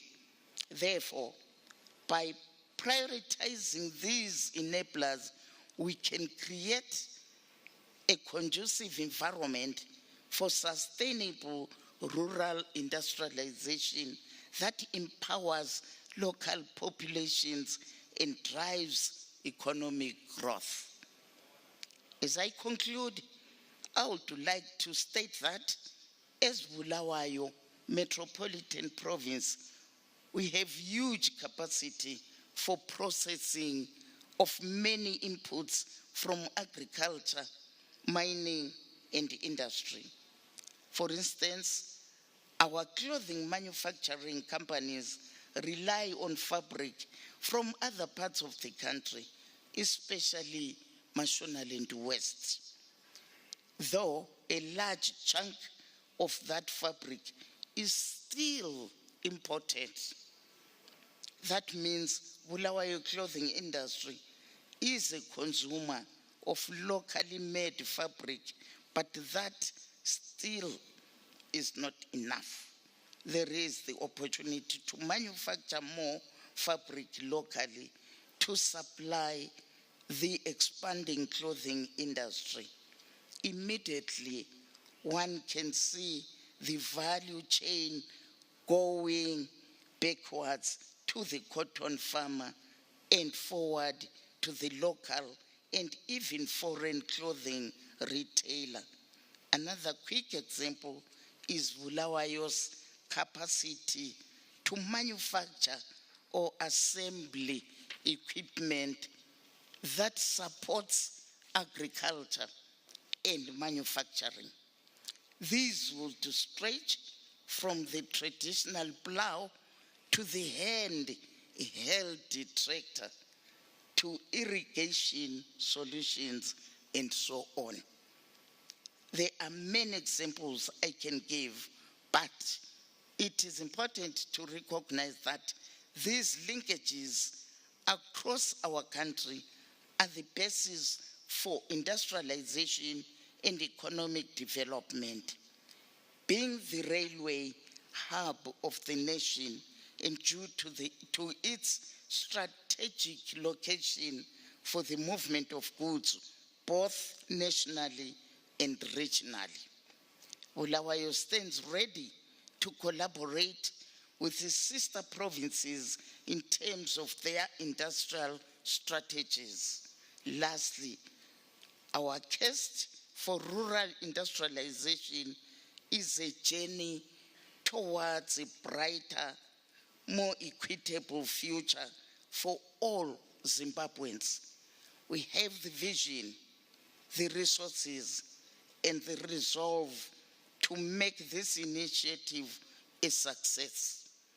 I urge each of you to engage actively in today's discussions, share your insights, and work together toward our common goal of transforming our rural communities into engines of economic growth. Let us remember, the success of rural industrialization relies on our collective actions and unwavering commitment to the people we serve. Together, we can turn this vision into reality and ensure that no one is left behind in our march towards prosperity. Thank you for your attention, and I wish you all a productive and inspiring conference. I thank you.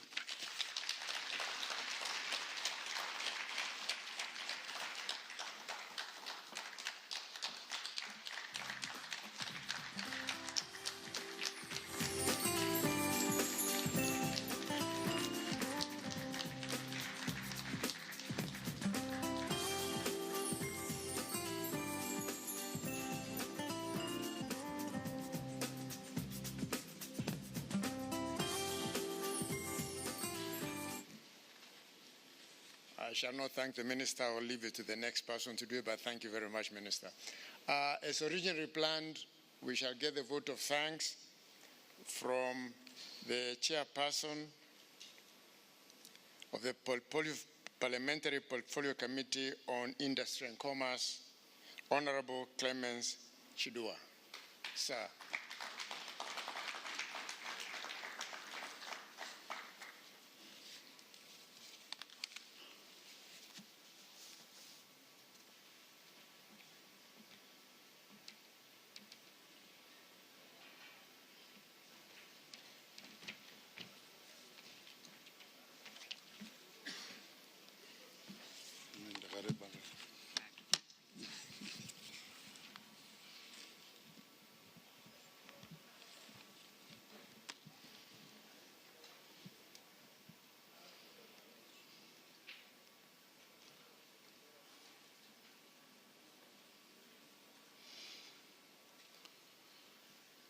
Thank you so much, Director of Ceremonies.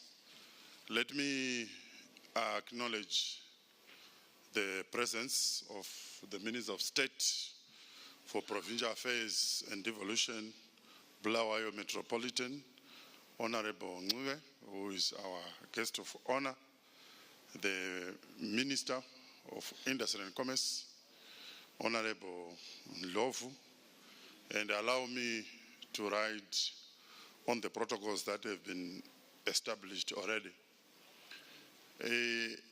My task is to give a vote of thanks and I will try to be as brief as possible.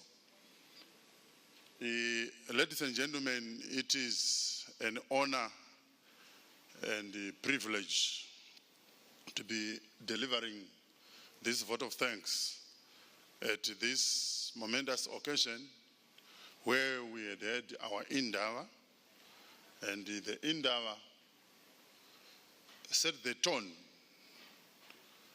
indicating a mega shift in the industrialization agenda for Zimbabwe. I'm convinced that the industrialization agenda is set from the presentation that have been done by the honorable ministers, by the ministers of state for provincial affairs and devolution, clearly shows that industrialization is not just in the urban areas, but now it goes beyond the urban areas, and this is in line with the thrust of the government of leaving no place and no one behind. Allow me to extend my gratitude to the Honorable Minister of Industry and Commerce, Honorable Lovu, for a job well done in organizing this transformative rural industrialization in Indaba. This is taking us out of our mindset where we all used to think that industrialization is only in the urban areas. And I'm sure all of us can attest that now we are taking development to the people. And I'm sure this is also in line with what Vision 2030 is saying, what NDS1 is saying, and the consolidation that we will get under NDS2. I would also want to extend my gratitude to all the honorable ministers. You have made excellent presentations that are in sync with government policy, and I'm sure for us who are coming from the rural areas, we have got a lot to learn, and I have seen the ministers of state, they've also been challenged to say, should investors come to your place, can you please name your best project? And I'm sure this is very critical. As I present my thanks, I also want to extend my thanks to the secretaries for provincial affairs and devolution. I know quite a number of them who were standing in for the ministers of state, but I'm happy for the presentation that they have done, and this again show that even when ministers are not around, you are also in line with what the provinces are aiming to achieve.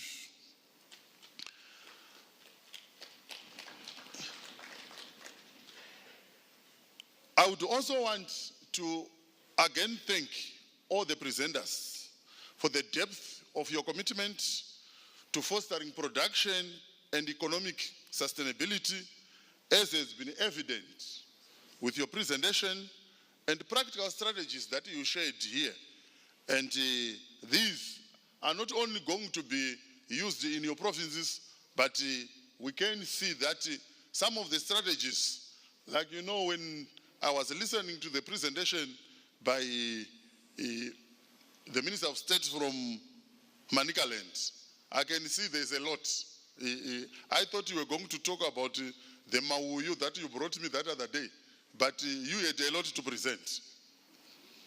These insights not only resonate deeply, but also serve as a powerful catalyst for the implementation of meaningful policies and initiatives.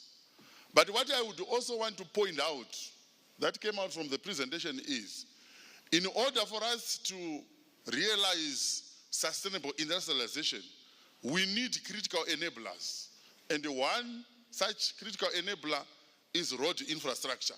This has come out clearly, and some of the enablers are communication, access to finance, technology, and energy access. Let me also take this opportunity to thank the sponsors.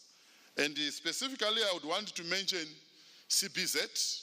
They sponsored this, Indaba, Sidco, the Battery Manufacturing Association, PRAS, Brigita Minerals, and Textile Manufacturing Association.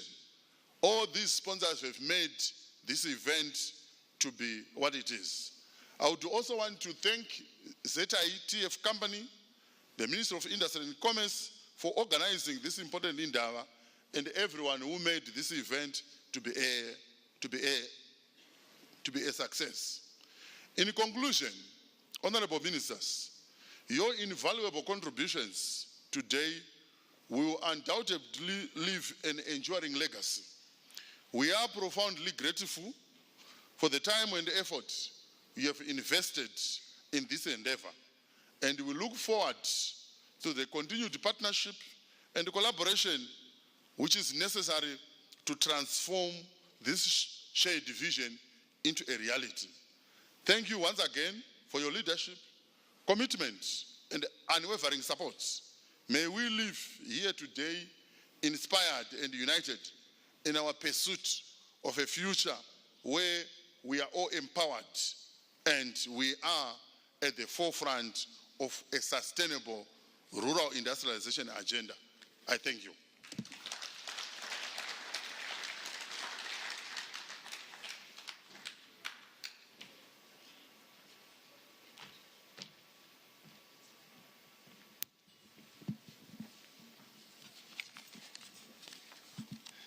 Thank you, Honorable Chidua, for the remarks. We are going to ask you to go to, we are inviting you to lunch, and I shall be asking protocol people to explain where lunch is and who is going to go. On their way here, let me just invite you. We had hoped to finish with 2 panel discussions.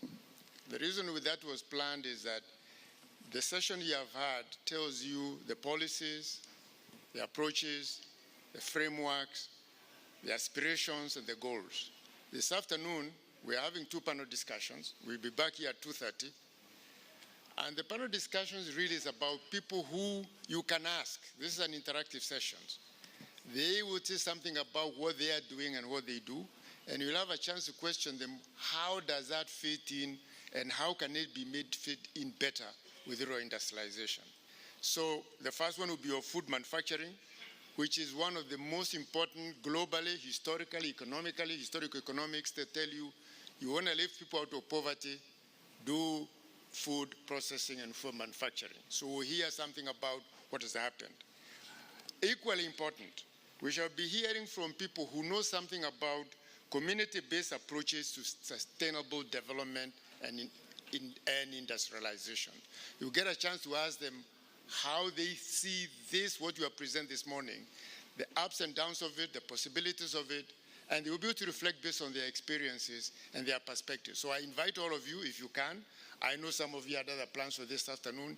If you really can, it will be a very interesting 2 sessions of a panel discussion which is interactive between the panelists and you, the audience. I thank you very much, and I invite the protocol people, what are they to tell us about where is food? And I hope they don't throw bottles at you for keeping us this long. Thank you. They haven't thrown them at me yet. Thank you, Director of Ceremonies, Honorable Ministers, Deputy Ministers. Allow me to write on the protocols already observed for our lunch. I know we have to industrialize, but we also have to eat. Our ministers and deputy ministers, Chairman of the Public Service Commission, Deputy Chief Secretaries, President of the Chief Council, you will be led by our protocol officer. Can you lift up your hand to where you will be served your lunch? And at this time, may I please ask you to take your leave and go for lunch in that particular order. The rest remain seated whilst I will announce shortly where you are going to have your meals.